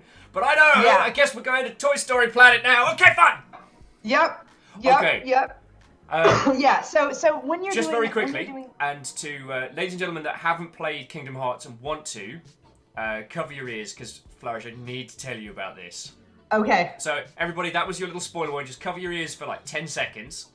So Flourish, on Toy Story Planet, what they've done is they've made up a fake Final Fantasy style game, and the toys of that are inside the world of Toy Story Planet. So the Inception! Right? So as you go first into Toy Story Planet, it shows you this trailer, which is like every Final Fantasy trope together, and they're fighting these robots. And then later on, the toys of the robots come in. And it's like, that's how they managed to mash together the Disney, like, realistic Toy Story styling with the Final Fantasy ridiculous, like, it's so good. It's so good. Okay, you're free. Spoilers done now. I'm excited now. It's really good. Also, this isn't a spoiler, this is a theory. So in the Kingdom Hearts franchise, there is this box. And inside the box, there is a thing, right? There is a thing. Yeah. We don't know what it is. Now, I haven't played through Kingdom Hearts 3 yet, so I don't know what it is. But I have a theory. And it's dark. It is the one weapon in the Disney franchise that has straight up killed something. Like, directly been responsible for a death that you've seen on screen. Not like... like Gaston, he always has his gun, right? He's always talking about how he's a great hunter. Yeah, but then he doesn't actually kill things on screen. Yeah. No, I mean, no one dances like Gaston, but apparently Gaston doesn't shoot. There we go. Oh, the Black Cauldron. Yeah, it's true. Maybe it's the Black Cauldron. It's the rifle that killed Bambi's mum. It's the one gun that can stand, like, and straight up kill a character. Boof! Oh. Nailed it. Or it's a lightsaber. That's the other thing. It's just, Mickey's just like, was a really good Mickey noise that you made there. I do try. Anyway, yeah, so point being that so there's two things, right? Like one of the pieces got a film that it had better work in China, because in China they're still building new movie theaters. Like that is your expansion market. If you need it to work all over overseas, right? But then in the domestic market, you really want to really want to have it. What? I just need to quick shout out to Abyssal Wolfen, who's just showed up, who he said that what's in the box, it's Peter Molyneux's severed head. Jesus. He's still not dead though. He's still talking. Abyssal Wolfen is a very good friend of mine who is currently Abyssal. I don't know if you want to tell people the project that you're working on, but is working on a project based on an existing IP that's done real good, but is going head to head with a lot of products on its launch week. Right. So yeah. So this conversation is exceptionally valid. Anyway, so you were talking about previously it was Disney. Oh, just that one of the things that you have to manage with like the question. I agree. Really important. Oh, of course, that's the point where it cuts out a little bit of your audio. So you said you agree with, and then please continue. Oh no, you cut out. I can't hear you. we had a little internet hiccup there. So okay. I missed your previous point before that, so I was just making sure the peeps got to hear it. Yeah, I was just saying that. Stop that incessant clicking. It's incredible. Oh no, is it getting screwed up? No. Some mysterious, hidden but lovely Mother Hubbard just gifted a sub to Abyssal Wolfen. Aww. Whoever you are, that's fecking cool of you. Actually, just a quick moment while I've got all of you in chat. So Twitch have changed the rules on reoccurring subs, and the way it works now is it's the total number of months that you have subbed for. So you might get the option to do your share your renew message. So if you go nuts with it, whoever it was in House Carl that gifted that sub, you are a majestic Mother Hubbard. Thank you. And Shriku's in. Hey, what? Oh, everyone's in. Come on in. I got a lovely friendo over here who I have been stupidly excited to introduce you to. Seriously, when I blipped at you on Twitter and you're like, actually, I've got some time on Friday, I was like, sorry. So as you were saying. As I was saying. So obviously, yeah, having the longer term community piece is really important, because you've got things like, you want to sell toys to people. It's really cheap to make a toy. If you can sell it to a bunch of people, that's awesome. You want to sell novels to people, right? Honestly, if you can, as hard as it is to write a book, if you can get a bunch of people to buy a tie-in book, that earns out really fast as compared to watching even an anime web series or something like that, right? So you want those people, and that's why you need community to keep going, right? But then you also have to open your movie. If it's a movie, it needs to open internationally because of how big the budgets are and how big marketing budgets have become. Yeah. Because of the fact that it's opening globally. So it's this tension where, on the one hand, that for the long-term health of this franchise, you must be community-oriented, because those are the people who are going to, continue to pay for all of the stuff that's not just movie tickets, or all of the stuff that's not just, buying the video game, but they're going to buy the plushies, they're going to, continue to interact, they're going to get the comic book. But so I'm going to throw a tricky one at you, and if you need to convert this into the Maflam for Flamf IP to draw parallels, obviously not commenting on anything that you may or may not have worked on, but never. One of the things we saw that is relevant, I guess, to us all is, so World of Warcraft had a movie, and that movie was very weird. I'm still creeped out by the half-human, half-orc, sorta not CGI. Yeah. However, that was weird. Initially, Warcraft was an English language IP, launched in America and then eventually going worldwide, but its initial core is, US and Europe. Yeah. The Warcraft film did not do well in English language territories, but did great in Chinese territories. Some Numbers 26, it was definitely just Warcraft. Warcraft is what that movie was. It was not a World of Warcraft movie, it was a Warcraft movie, and it was a big-ass deal that it was a Warcraft movie. Yep, and that the brand manager involved, or brand managers involved, had an 18-page point just separating Warcraft from World of Warcraft in their feckin' brand doc. That was someone's job. No, you can't have Leroy Jenkins. No, you can't have... I cannot speak to that directly, but go on with your question. The question was, how do you resolve that where your community, as it communicates, is in one territory and one language, but from the vote with your wallet standpoint, from the income, you can see that it has the most amount of engagement in another territory.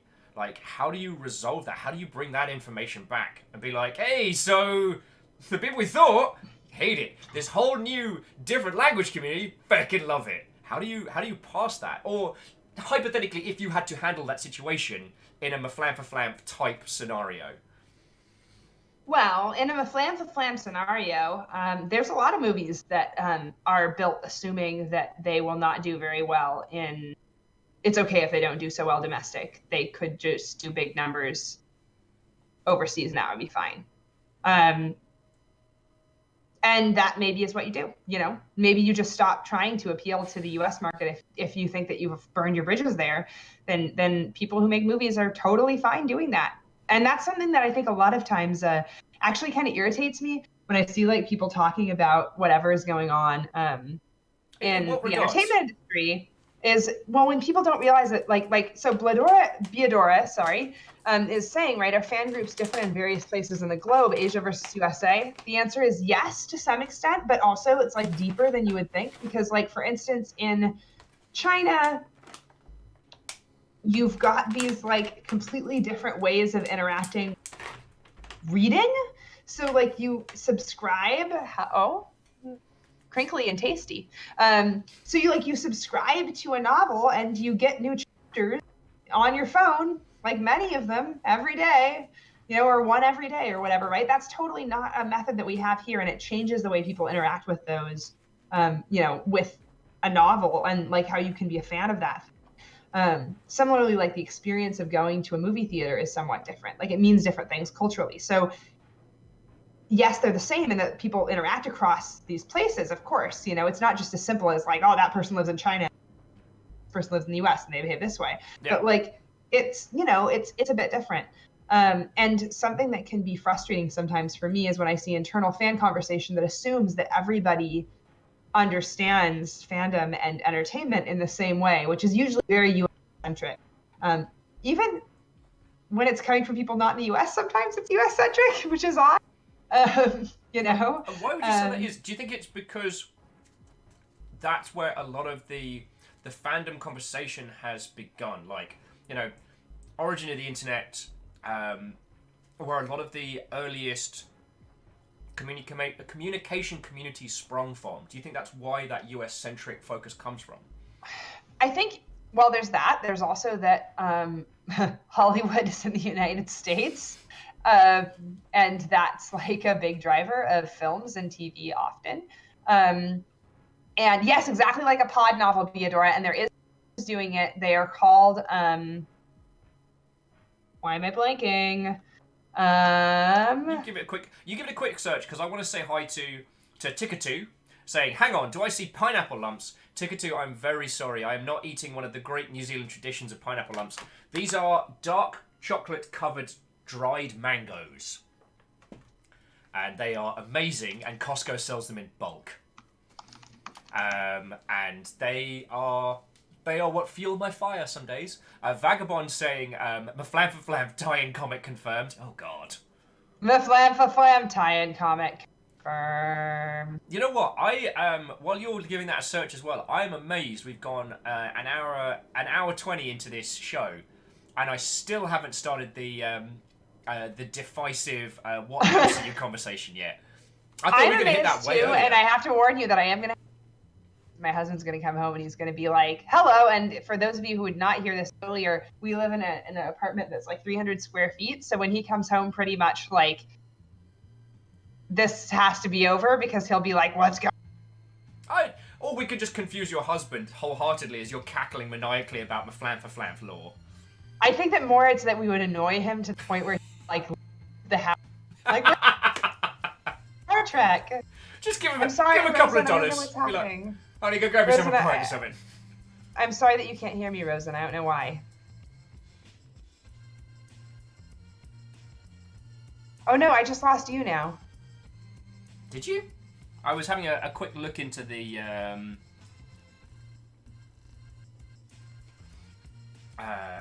Oh, Miyaki Sakura is asking if I brought enough for everybody. No, I have not. I brought enough for me 3 times over. Okie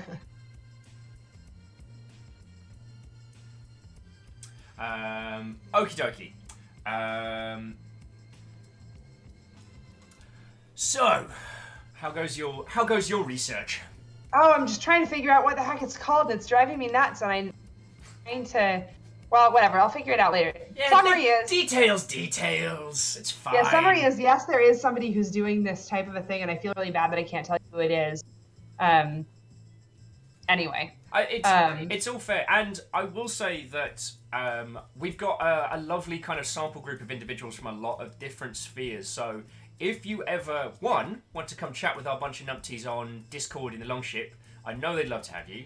And if there are things that we can help with in some capacity, you have our axe. Like, yeah, sure. Flourish, I know we've not worked together properly, but like you've put up with some of my mad thoughts and ramblings. Stop that incessant clicking. Hey, and the anonymous strikes once more.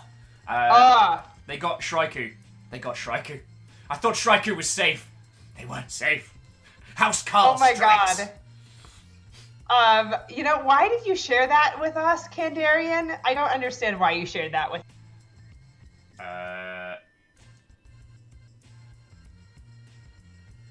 Oh dear Lord. I'm sorry. I didn't mean to interrupt. No. Absolutely.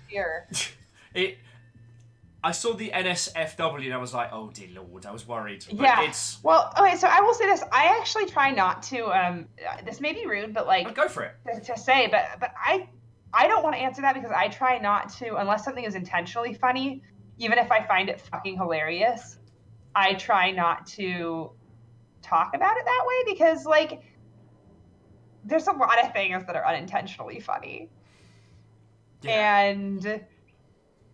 I have probably made some of them. I never went to quite the I know what you mean. And that's I will say that when I was on like oh, I lost a couple of your lines there. Oh goodness. But I tell you what, I know what you mean. Anyone who's worked on the internet for a long time has suffered this. So, as we don't have your time for an inordinate amount, so let's roll on forward. So, a lot of the individuals here either will interact with a large IP, or will be a small person competing in the same space that large IPs are having their conversation.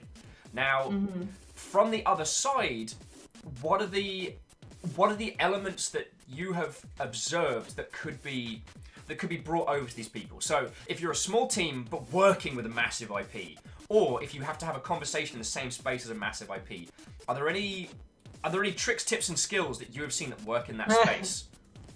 So if you're a small team working with a massive IP, I have found that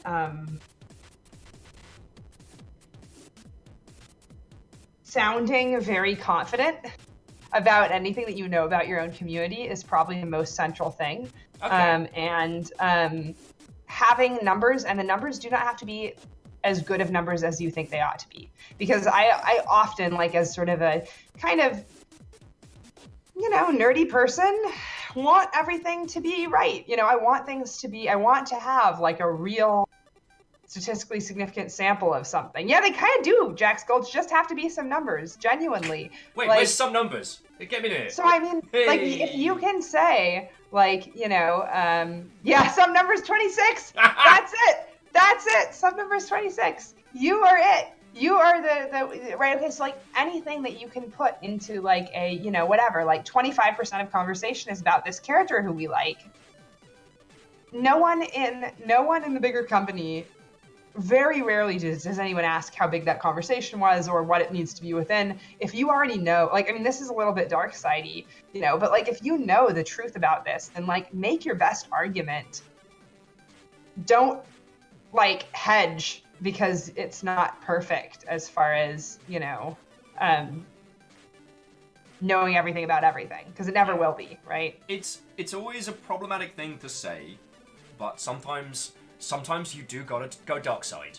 And I would rather a lovely friendo of ours who is working with a big IP and wants to do X, maybe use their shamanistic knowledge and some of the numbers that they have to present a very strong, very confident case that may not be 100% accurate, rather than them kind of get bounced around and end up in this horrible grey middle ground where they're not really able to engage with, the elements of that IP which they could really shine with. Right. I mean, I'm not, obviously, like, if I am being paid to present someone exactly what the numbers say, I will. But a lot of times people are not in that position. A lot of times people are, in a position to try and make an argument about something. And I think that if you're trying to make an argument about something, you have to be confident in that respect. And that's a lot of what people want to know from community, right? Like, a lot of times people are saying, like, can you validate this choice that I think is the right one? And I don't think you should validate it, like, validate that choice. Also, I hope that those people in chat here who have their own creative projects, I hope with wholeheartedly that all of them reach the level of financial badassery where they can come to your team and go, what do you guys think? Here's a huge wedge of money. Confirm my bias. Oh, so, well, you know what I mean. A lot of the individuals... Or call me out, right, if I'm not right. At the moment, I think most of the people who are chilling and yelling with us won't have that kind of war chest for a little while. So anything that you can pass on, especially if it's a company that has to interact with someone who is not a games company. You said you've worked with 20th Century Fox. Oh, well, are they just Fox now? I forget. But... I don't know what the merger with Disney, I don't know what they're officially called. But now, I never worked with them, but I heard stories from Alien Isolation.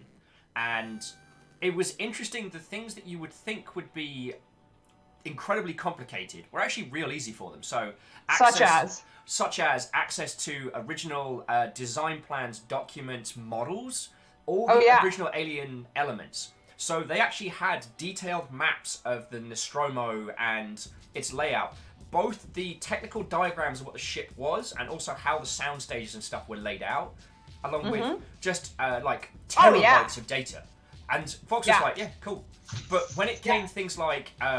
Peeps, come here. Sorry, my dog is making noise now. I don't know where. Peeps, come here. Where'd you go? Who knows?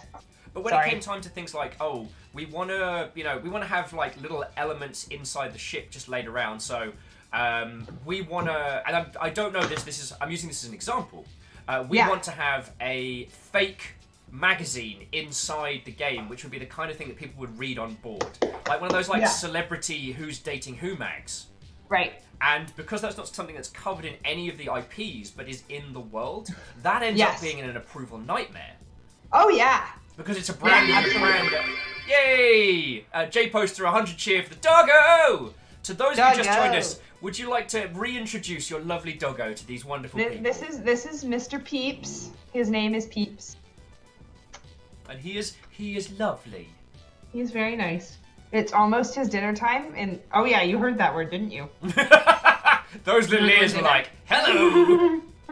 Yeah, it's like 20, that's the other reason I'm like 6 is because that's when Peeps' dinner time is. Alright, so how long have we got you for before I have to sadly say For goodbye? 25 minutes. Alright, 25 minutes. So, we're gonna open up the floor to conversations as best we can. Lord Luss is like, shh, Will, let us see the doggo. I'm doing my best. Good. I love you guys. So we've got Flourish from the 25 minutes. So if you have any questions, throw them at. Flourish, please cherry pick the best flavoursome ones. So either at Viking Blonde or at what's your Flourish? Alright. What was your Twitch handle? It was Flourish. In Twitch, I'm Flourish and Blots, like in Harry Potter. Yeah. Here, I'll say it. It me. Yeah, Flourish and Blots. So feel free to at either of us with some questions. Yeah. And whilst those are coming through, what was your Potter house? Because as a staunch House Slytherin individual, I'm curious to know everybody's. Well, I consider myself to be Slytherin, personally. And I get along with Griffin. Yeah, I get along with Gryffindors really well. My husband's a Gryffindor. You married a Gryffindor? A Gryffindor? Yeah, it's great. I always know what he's gonna do. Genuinely, always know what he's gonna do. Gryffindor. At least they're predictable. This also relates to why I like Python. Oh, there's a Hufflepuff. Oh, Slytherin. I don't believe in the idea of like, essentialism. I think that part of this is like you sort of choose your house a little bit, Yeah. So. It's also weirdly, I found that games industry, like which house you identify, can genuinely affect which individuals you get on with, and can affect job prospects. Like, really, having discussed, naming no names, but having discussed which house I'm in, I have then had interviews with those people, and I'm like, is it because we're both Slytherin? I actually once had, I almost had one of my old business partners conversation where I was like, I'm Slytherin. He was like, you can't be. The funny thing is, he's actually a Slytherin, but couldn't admit it to himself. That's fine. That's fine. And Fire Lizard's a Hufflepuff. Oh, so Fire Lizard, have we met? I don't know if we have. If we haven't, what, old friend? If we have, brilliant. So Kathleen had a decent question, which I don't know if you can go into. But what was the most challenging job you ever got? And please feel free to use Maflam for Flam if you need to cover over NDAs. Well, okay, so I had a job that was a Maflam for Flam job, and Maflam for Flam in this case was in this case it was a artist who had a series of characters that appeared in their art. Okay. Like a street artist. And it was really tough because there was obviously there was an art community around this art.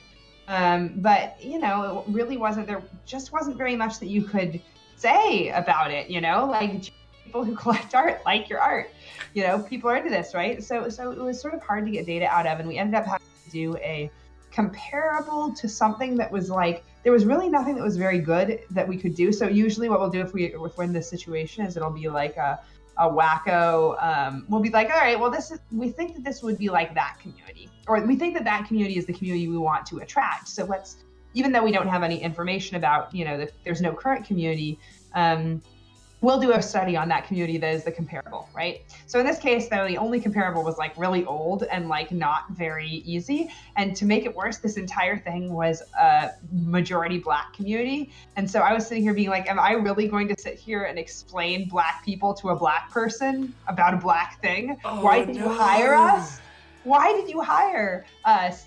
It actually worked out fine because I think that in some ways having more distance from it worked out okay, but it was definitely incredibly difficult to figure out how to do it, how to think about it, like I said, I think in some ways it ended up being all right because that distance made it easier to get a perspective on, but extraordinarily challenging. Yes. In 5 ways. Yes. I don't have too many comparables to that one because I've not had to take a product of that caliber to market, but I've done a lot of research in that one, and I'm always like, wow, I am literally the palest person in this community, and I am meant to be the one telling them how this community is. Oh God. It helps going through the same kind of scientific method that you'd go through when analyzing another setup. Exactly. I mean, and again, that was it. But it's yeah. Whew. Yeah. So, sorry, Greenfire. I wish that I could not a case with a client that I can name. I am not going to be able to, and I'm sorry. I don't know. I don't think that there's anything that would be satisfying that I could name, because usually, because always part of what we do when we work with someone is we sign an NDA, and we're usually able to talk about it a little bit, but it's more in the context of an industry conversation. You know what I mean? Ooh, anonymous! Thank you. That's so nice. Anonymous strikes again. And it might be a bunch of other different people, but whoever that was, you lovely anonymous Mother Hubbard just gifted a sub to Fire Lizard. Well, Fire Lizard, you can't leave now. What? Oh, and welcome. And see, the thing is, I entirely understand with the NDA stuff. I was sadly sharing some art done by a concept artist for a project that I will never be able to talk about. And I'll never be able to show the asset that I made with his art. And I'm just like, every year his post on Facebook comes up, and every year I'm like, it was so good, and it was so good. These things do happen. Yeah, I mean, and I look forward to the day when these things will be like, and now I stories coming out my ears. Oh god, yeah. Jump back on this show in like 10 years. We'll get some fucking gins in and be like, well, let me tell you. Yeah, for real. So way back there, Kandarian asked, did image macros or memes the job easier or harder to compare to majority text communities? Harder. What was the question? The question was from Kandarian. It was, do image macros or meme-centric communities and the like make the job easier compared to majority text communities? Well, actually, I'd be interested to know a little bit on your feels on that one, because the problem I found with trying to get sentiment, or trying to judge those, is that the meaning of memes can change. So, whereas the Orange County Choppers meme has kind of stayed consistent in its tone, which is usually like a subversion of, it's usually a very positive message, and it's two people arguing violently about something. Whereas... anything from 4chan. Any really old 4chan thing. Yeah, Here Comes Dat Boy was fishtailing all over the place. Yeah, right? I mean, obviously, Pepe is the archetypal one of subversion, which is in its initial, it was just like feels good, man. And then it was like, this is now listed as a hate symbol. Oh, God. So it makes it a lot harder from a research perspective. I think it makes it a lot easier I can't speak for the community managers who work with me, but I think it makes it easier from their perspective, because then if you are tuned in at that moment, you can very easily interact. You know what I mean? Like, and all that matters if you're on Twitter is that you're speaking the right thing at that moment. And then later on, explain, like if it gets taken out of context, you're like, but remember this was in, X date. So it's not a big deal. Yeah. But it's hard because, like, literally, can you imagine having to sit and explain memes to suits? Like, they don't get any of it. They don't even have the beginning of the understanding of what this is. Sorry, Green Fire asked if there's a dream IP that I'd love to work on. And I think that I probably could say that one of the IPs that my company has worked on is we work with James Cameron and Lightstorm Entertainment. Ooh. They're a client, and so that was actually a long-standing dream that now I didn't want to mention it until now because I can't answer any questions. Of course. Whatsoever. But that's an active client, but that was like my big to work with for a lot of reasons, and now we're there. And Sablin, right? Exactly. Like the bad memes are the worst. Yeah. Like, better not to meme than to bad meme. Yeah. I was going to add on the explaining to suits element, just so we can skip on from the previous, was that sometimes I have been brought into meetings just to physically be a punctuation to discussions about that, where, senior individuals are saying X, Y, and Z, and then, like, we've got Will here who's looked into it, and I'm just like, yo, I don't say anything, I don't do anything, but I just sit there in a hoodie, looking like their target demographic, or at least as they think their target demographic is. And they're like, he's got that noodly looking nerd ginger with him, he must know what he's talking about. It's so funny. When I was Peep sneezed a bunch, and that was adorable. It really was. I hope you all caught the Peep sneezing, because, Yes, Peep is stealing the show! When I first got involved with this stuff, I was like 22, and 22 and female is weird when you're in this space. And because I was coming from MIT, I had like an asymmetrical bright green haircut and wore a lot of black leather and tried to basically look like a hacker in a movie if I could. And that actually worked surprisingly well. Because it was like, oh, she looks like an MIT hacker. She must be serious. What's that thing? Dress for the job you want, right? Right? I dress like a guy who lives on a sofa and streams every day, so... That's your target demographic. I don't know if they're the target demographic. I mean, these lot in chat are the ones that keep me alive these days, so I think I'm more, dressing for the job. Well, that was the target. Though. Jay posted an extra 100 bits in for the doggo. Jay posted. Oh, that's because he's so good. Yeah. You're so good, Peeps. Peeps is stealing the show. You're so good. Jack's like, wait, am I watching the wrong stream? Are you, Jax? Are you? And BT, who showed up earlier. BT, how are you holding up? What ho, friend, and welcome. We've got Flourish probably for like 10 or 15 minutes. So if you've got any more questions for Flourish on the subject of, you know, the community shamanistic skills, then now's the time to throw them in. Like, yo. And yeah, like, feckin' thanks for coming down today. Like, I'm not saying we're done, but like I was saying earlier, when you and I have had these chats just over Skype and stuff over the last few years, it's kind of cool to be able to share it with everybody. You know what I'm saying? You know? Yeah. This is also fun, and it's making me think that, you know, Twitch thing which I mean, I knew.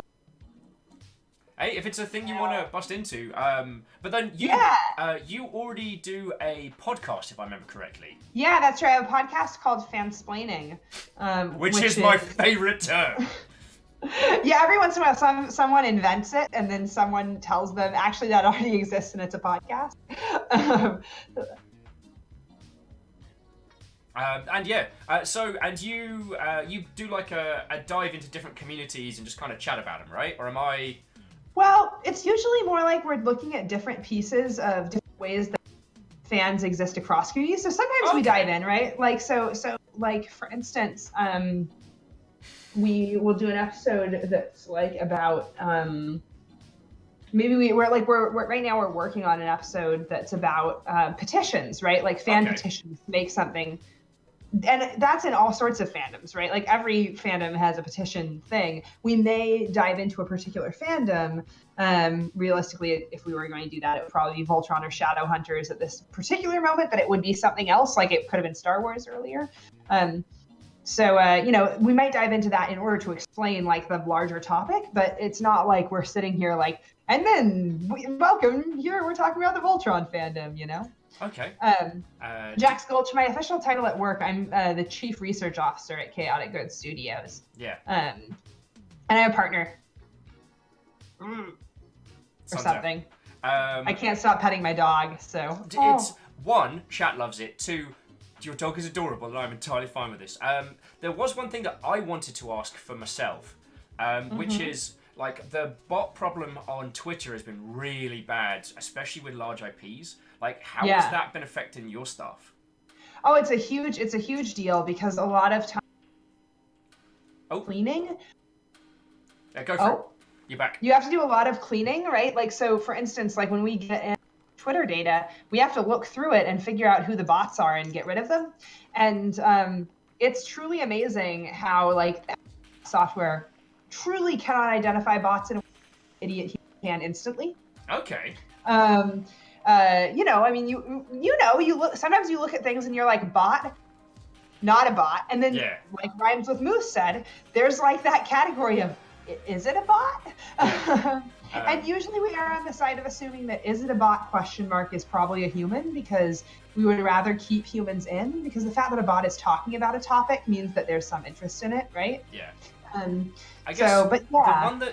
The one that's I guess scared me from a community management standpoint is what we saw around Venom, which is where the bots started early. Yeah. And that was really scary. The dialogue around the title was negative before there was dialogue because someone hit the button on the bots too soon. Yes. How has that been from your perspective? Because, yeah. Fortunately, we haven't run into anything that's been like that yet. I haven't had a client that's had that much of a problem with it. But it is true that that's one of the reasons why we have to do so much qual and quant crossing. Because if you just look at quantitative and you're not cleaning out the bot well enough, like, man, it's not good.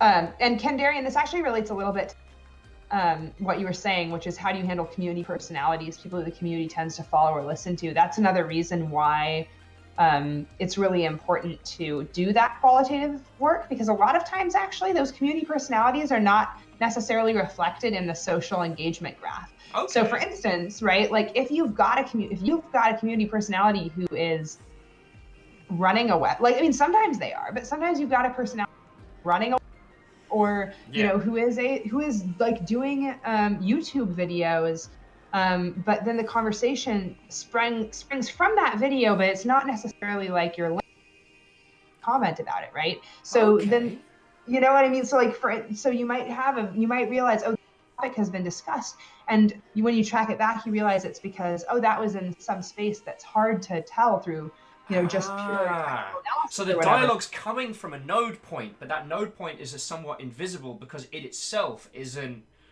the conversation, it's the spring point. Right, and so sometimes like that's really interesting.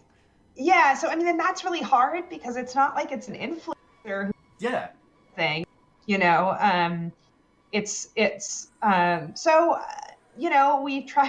factor it in. I don't think there's a single solution to that, right? It's one of the many reasons why this is not something that's easy to do at a large scale, or this is like super time consuming, and this is part of why. Yeah. I mean, working with content creators and being embedded in communities can make that side of things a lot easier. I'm saying this more for the general audience, because what we were starting to see is actually, I'm going to use an old example because I don't want to shout out to it's again stuff I can't talk about NDA wise, but back in the day, in the reviews community in the UK, we saw this interesting thing, which is that PC Gamer was the first PC gaming mag that would release each month, and so they usually beat all the other magazines to exclusive of PC games. And so their language would frame the conversation around that game in the review. Even if the review is negative and the game actually receives positive community sentiment, their language would set the tone for the discussion. As if everyone bought PC Gamer, read it, and then went onto the forums, and then that framed how they were going to talk about it. Yeah. And I think that's good. Also, that's I'm Marty. What, old friend, and welcome. We are slowly coming to the end of our time with Flourish here. So if any of you have any questions about direct community engagement, handling big brands, any of this stuff, throw it in now before we have to, unfortunately, say goodbye. I mean, you and I could probably talk here for hours on end, but unfortunately your real life is... Yeah, it's okay. I mean, the questions down. Rhymes with moose.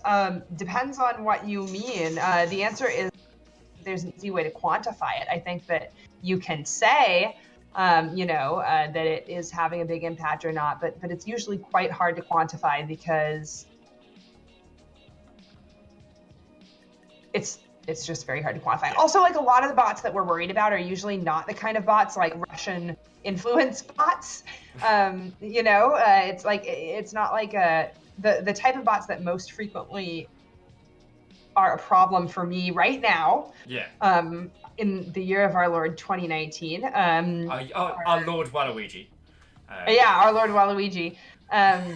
They tend to be just bots that are saying things like, that are really dumb bots, right? They're just saying opinions about things because people use movies to like make a bot look more real so they can go influence someone about Russia or whatever, right? Yeah. So usually they're not like misleading people to believe something. Yeah. And when on the day that happens, I'm gonna have to get smarter, and that's hard. Because I don't know if you've interacted with Star Wars as an IP, so I don't know if you can discuss this. I'd be interested to know your feels as quick as we have them for what happened with The Last Jedi, which had very, very divisive community opinions, and it did turn out there was a large external influence coming from bots that was affecting that. I'd love to know your at least quick thoughts on that one. Well, one of the problems was bots, but another problem there's been some research that's done about this, which was about the media taking on some of the most extreme views and promoting them. So when you there's an interesting paper, a fan studies paper about this, and it was basically saying that, the conversation around Last Jedi was actually not highly, some people didn't like it, and, that may have been for, subtle racist or sexist reasons or whatever, who knows, but they weren't being overtly racist or sexist about any of these things. They were just saying, like, I didn't like it and, whatever. But then whenever somebody did do something that was overt, that would get seized upon both by bots and by the media. Exactly, Jerry Land, right? And so then that would then inflame people who did like it into being yelling and going back and forth with that. And I think that that's actually a bigger issue. You know, I genuinely do think that's a bigger issue. It's exactly what you're talking about than the bots. Although I know that bots were involved, I think that the bigger issue was that, because bot or no bot, that seemed to be the source of that particular of the worst of that particular conflict. Not that people wouldn't have disagreed anyway.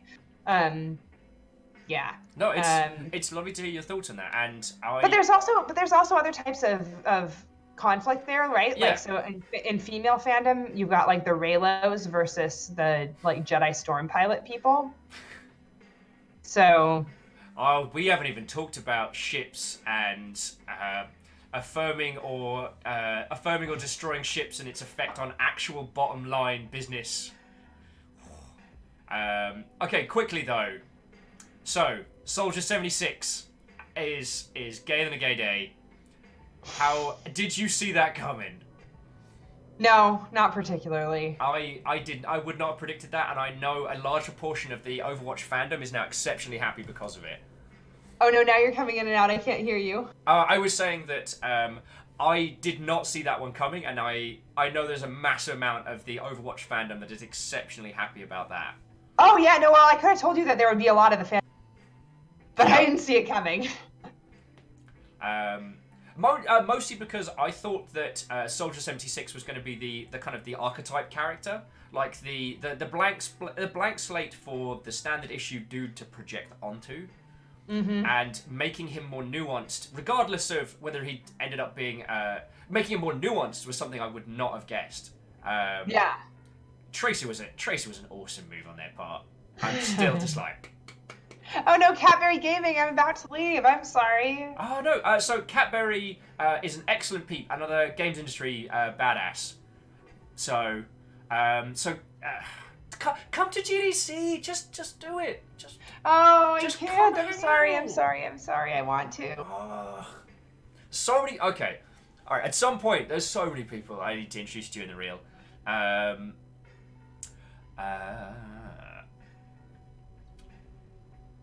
Doom Ninja was saying everyone predicted Tracer. everyone hoped. Yeah. So not. I guess the thing we didn't even get to really touch on today was how those elements, as fun as cheeky as they are to talk about, have a genuine demonstrable effect, not just on the community, but also on the revenue coming in for that IP. Oh, and yeah. God, I wanted to get into that topic. We've done 2 hours. Well, we can do it again. Wait, what? We could do it again. Wait. Yeah. Sure. Well, that's a game changer, friendo. That is a game changer. I would love to. It would be great. Well, I tell you what. Before you have to skedaddle, is there anything you wanna add? You wanna touch on? Oh no. I was cutting in and out. I'm so sorry to whoever I had. No, not at all. Deal, because it is a big deal because I can't hear what you're saying, and now it's doing it to me. Sorry. It's understandable. More Doggo. Doggo is asleep right down here, and he doesn't want me to pick him up. Unless, hey Peeps, do you want your dinner? Wow, nothing. He's staring at me. Oh, he's staring at me. Peeps, you want dinner? Come on. Come say goodbye to the stream, and then you can have your dinner. Come on up. He's looking at me like, what do you mean I have to get up? Gotta work for this? I have to work for this? Normally I have to work. Oh! The true star of the stream. The true star of the stream. Ladies, gentlemen, one and all individuals, the true star. That Peeps hype. That Peeps hype. You're totally welcome. Oh. Lord Loss Zero or Lord Lasso. Which... It says, Lord Loss says, not a question, but I just want to say thanks for the answer to some of the questions, and I know it'll help in the long run. Also, thank you for the stories. And now the chat's going mad hype for Peeps. Yeah, because Peeps is the best. Oh, he's the best. I'm doing a little Peeps dance. He definitely wants this food, though. Oh, and Jay posts 200 bits with good doggo. Good doggo. Aww. On the feed, we promise. We'll come back. I would I would love to have you back. I was just saying, is there anything you want to add before we have to say good afternoon or good evening for your time zone? You cut out again. Is there anything you would like to add? No, only that Peeps is a rescue dog and we don't know how old he is. Okay. So, That's Flourish, it. thank you so much for your time. This is the kind of conversation that I really enjoy, and I don't think people get a lot of exposure to. So, thank you for your time. Thank you for being rad as feck, and thank you for being fellow Slytherin. Thank you, and go subscribe to my podcast, fansplaining.com. Drop the link. I don't know how. I will. I'll drop the link in here. Yeah, throw it. Boom! Boom! Kaboom! Kaboom! So if you need more Flourish in your life, fansplaining, that's where it's gonna happen. Yeah, cool. And I'll hang out in the chat for a little while until Absolutely. My husband comes home and we eat dinner and stuff. Yeah, I'm just gonna jump into a game about surviving the frozen tundra and continue chatting with these lovely folks. Enjoy your game, and I'll yell at you. Maybe a little bit. I would like that. Okay. Thank you again for your time. Peace! Right, where are the buttons? There we go. Okay. Oh, no, that was screenception there. So, that was Flourish. I think you can all understand now why I so desperately wanted to introduce you. Flourish's knowledge on the subject of communities, how to understand it, how to engage with them, how to take that knowledge and focus it, is of a caliber that I aspire to. As we were saying earlier, like the shamanistic versus the scientific, obviously they're not two exclusive schools when it comes to understanding individuals and understanding community, but I come from the shamanistic. I have always been the... oh, and yes, Flourish, the VOD for this will be up later. I will make a highlight of it once we're done with today's stream, and then I'll upload the interview segment of it. Anyway, once again, everybody, that was Flourish. Thank you kindly. But yeah, so my skill set is shamanistic. I essentially am... I become the largest fan of whatever properties I'm working on, and I just immerse myself in the culture of the community. And that has pros and cons. The pro is that I am able to see the reaction to a game community as it's happening in real time. The con is that the emotional toll can be very, very extreme. Because when you're a fan, there are things about a property or an IP that you care about deeply. And when you are working on a product, you are close enough to see it, but not necessarily close enough to affect it. And that can have a genuine emotional toll. I can't get into the specifics of that, but yeah. Cadbury's saying, thank you, looking forward to the VOD. Whoa, you know you are always welcome. I'm sorry that you didn't get to hang out earlier. Lord Loss is like, who's this ugly mug? Oh, what do you mean, this face? So jumping back to chat, so Marshall says, yes, it's been amazing having both of you talking here. Super excited to see us again someday. Well, hells yeah. And Marshall Rare, thank you for the additional bits. So we do have a game that we're going to be rolling onto in a sec called Near Death. And it is a survive in an Arctic research-based game. There are no monsters, there are no horrors, there's no things trying to kill us. We're just trying to survive hypothermia. And I thought, considering as most of the US is under a hella freeze right now, and the UK is full of snow, I thought, why not play a snowy game? But Will, I hear some of you ask, why are you not playing Wargroove? Well, we'll be playing Wargroove on Wednesday of next week. I don't think we're going to have the developers on, but they are aware of us. And I do want to say a massive shout out to the Chucklefish team, who made sure that we were hooked up with Key. So, yo. Vanderby says, games is escapism, I see. It's not too bad. Like, it's actually pretty warm over here. And Lord Loss says, I just made so many chicken nuggets, I need 2 plates. Damn. Lord Loss. Like, that #1 sticker looks good next to a person with 2 plates of chicken nuggets. Also, everyone who gifted a sub during that, everyone who threw bits, I know when we have interview guests, I don't want to interrupt them when they are telling you interesting things, but, like, fecking thank you. Just fecking thank yous. So Moose is saying, and specifically made sure that dogs run away from fights when they are out of health. Yeah. Oh, what Rhymes with Moose is referencing, Flourish, is that in Wargroove there are war dogs, and one of the generals is a dog. Also, if you'll think I'm playing as any other general other than the doggo, like, yo. But the thing is, the dogs don't get hurt. What will happen is that if dogs get into a fight, instead of them getting killed or knocked over, they just run away. So if you have like 5 dogs in a unit and they get into a fight, instead of them, yeah, they'll just run off. No dogs are harmed in Wargroove, and that makes me very happy. That makes me very happy. So yeah,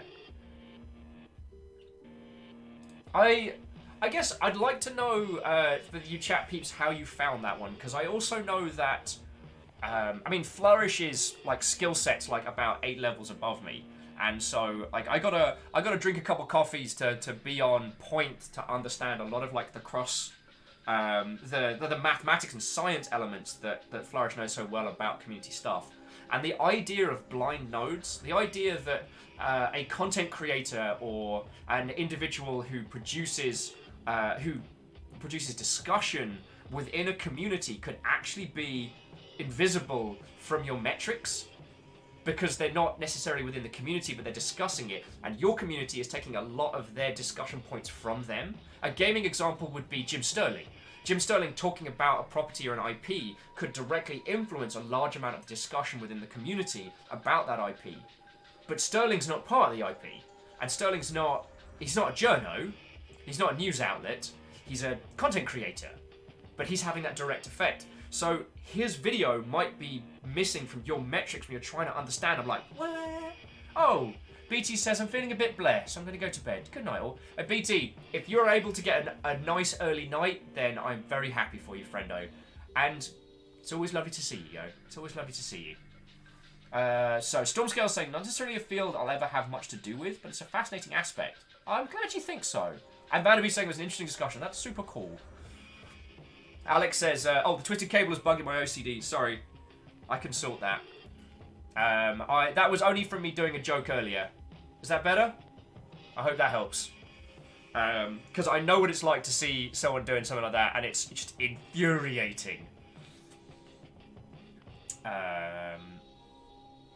So what was it saying? Oh, someone was asking if Flourish has ever seen the video of me getting attacked by war dogs. I don't know if I can show that on stream. Actually, quick show of hands. How many of you seen the video of me getting attacked by dogs? Because I'm tempted to be a bit cheeky. Chiat says I have, but I want to see it again. Lord Loss has. Jaralan says not sure I want to see this.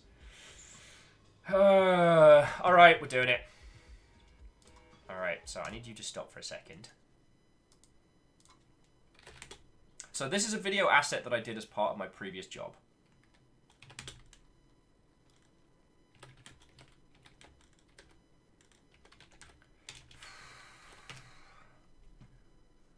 Where's the...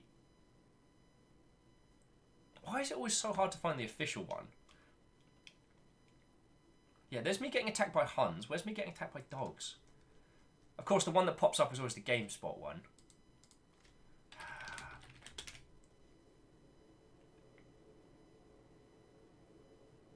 Oh, it's because we didn't include...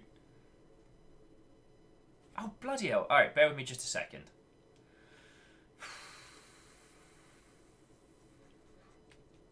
Jack Scott says, how many things have attacked you in videos? Huns, dogs... I think that's it for now.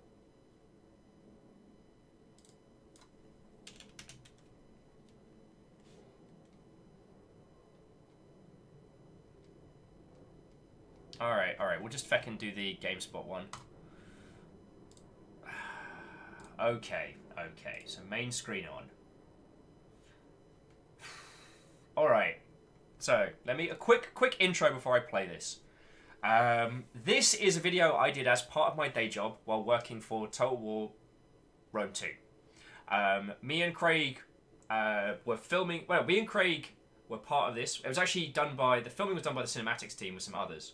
Now, I need to say, obviously, as a disclaimer, I no longer work for the Creative Assembly, and I no longer work on this franchise. The times we're actually streaming some Total War Warhammer 2 tomorrow. We're doing the Vampire Coast, which, if you've not seen it, is vampire pirates. And they have, like, mech-sized titans that are made out of broken ships' corpses, and they have, like, cannons for arms. Like, it's going to be nuts. So, yeah. Even though this technically is, it's an unboxing video, it's a form of, I guess, advertising. I no longer work for them, but this is a thing that I did for my day job. Alright, so, yeah.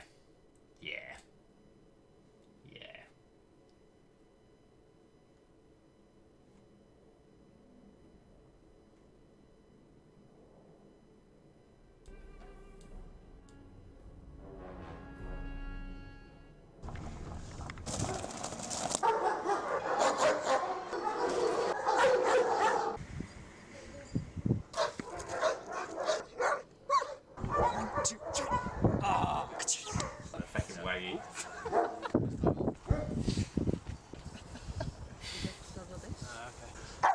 Hold him! Hold him! God. Oh, the scroll's out, the map is out! Unboxing! Unboxing! Bring it! I got Raptor Collector's Edition!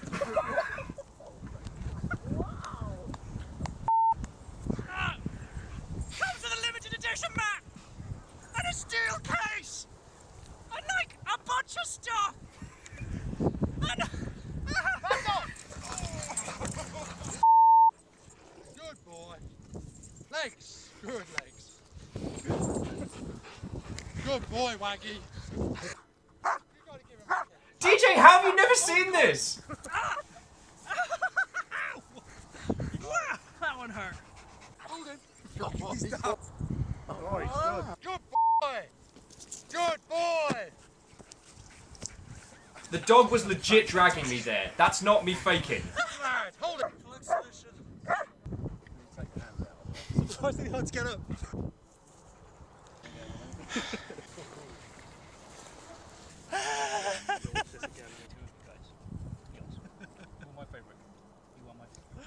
There's 22,000 of these. Alrighty. Special collectors. Good Oh, boy. still going. Good boy. So this is the campaign map from Total. So fun things, they didn't actually charge us for the event. One of the stipulations they had was that we show us hanging out with the dogs. Because these dogs are actually lovely. They're very expensive. They are attack dogs that are safe to have around your family and kids. And until you say like the special magic command word, Yes. And if you want to they are absolutely safe. So yeah, they are. But do not haste, do not slow down because God, who's that ginger bad word So big chatting? thank you to everyone at A1K9 Limited here in Swansea. Thank you guys so much. So yeah, that's the kind of stuff I used to do for my day job. And terrifying. DJ, how have you never seen this? So yeah, that's the kind of stuff that I used to do. I always felt that a lot of the unboxing videos were incredibly boring. So, yeah. If you want to have a look at that one, minus my talking, then go have a look. I know there's one on the official Total War channel, but I'll be damned if I can find it, friendos. I'll be damned if I can find it. Right. So, you lovely, lovely, lovely folks, I want to say again, thank you to Flourish. I'm going to take a quick tea break, get myself a cuppa, and get my energies back up. We are going to be delving into a game called Near Death. This has no monsters, this has no fantastic elements. It is just us trying to survive hypothermia in an Arctic base. The reason... Initially we were going to play this while I was talking with Flourish, but there's a lot of audio cues involved in this. So while I'm happy chatting with you lot, I wouldn't want to, you know, why bring on a super badass guest and then spend the entire time going, shh, I can't tell whether I'm freezing or not. So Chiat says, you should contact Unknown Worlds to see if they would have you savaged by penguins when Subnautica's sequel gets released. Did I ever tell you there was a penguin outside Rocketworks when I was there? Little pen. I wanted to bring him inside. Dean said no. Still grumbling about that. Like, okay, Rocketworks was on the other side of the planet. It was very far away from everyone. But, yo, how many jobs can you say that you walked past a penguin to go to work? Like, I went over the little bridge to get into the office. I'm like, it's a penguin. Catberry says penguins can actually be vicious. They have a lot more teeth than dogs. Well, yeah. And Catberry, I don't know if you've seen the design of the ones in Subnautica, their Below Zero DLC, but they have these like mohawks that initially look like funky kind of plumes, but actually that's their mouth, and they have eyes here, so that when they swim forward, they've got better peripheral vision. It's terrifying. And Beadora's also calling it a night. I think I missed the last 15 minutes. That's understandable. Jaron saying, I know a bloke who had a wallaby on a lead walk past when he was working in the UK. That sounds lovely. I know. Yeah. Beadora, I'm glad you got to meet Flourish and ask questions and hang out. And I guess the other thing to take from that is everything is relevant, and relevance is everything. Like, Flourish came from the fandom community of going, like, eyeballs deep into fanfiction type stuff, and then that led into a kind of a proper science of that place and that role. That knowledge wasn't nothing, and so, you know, weaponizing your loves, embracing wholeheartedly the things that you are a fan of, can often lead to some pretty bombastic stuff. And I know that's a little bit of a fluffy, lightweight, like everything's lovely in the end, but I still think it's worth saying, yo. I think it's worth saying. Catberry's like, punk penguins! Punk gwins! I'm down for punk wins. I'm always down for punk wins. Alrighty.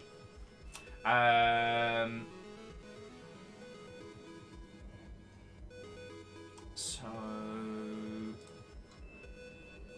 Jesus! Catberry, why would you share? That's terrifying! I shouldn't have clicked it.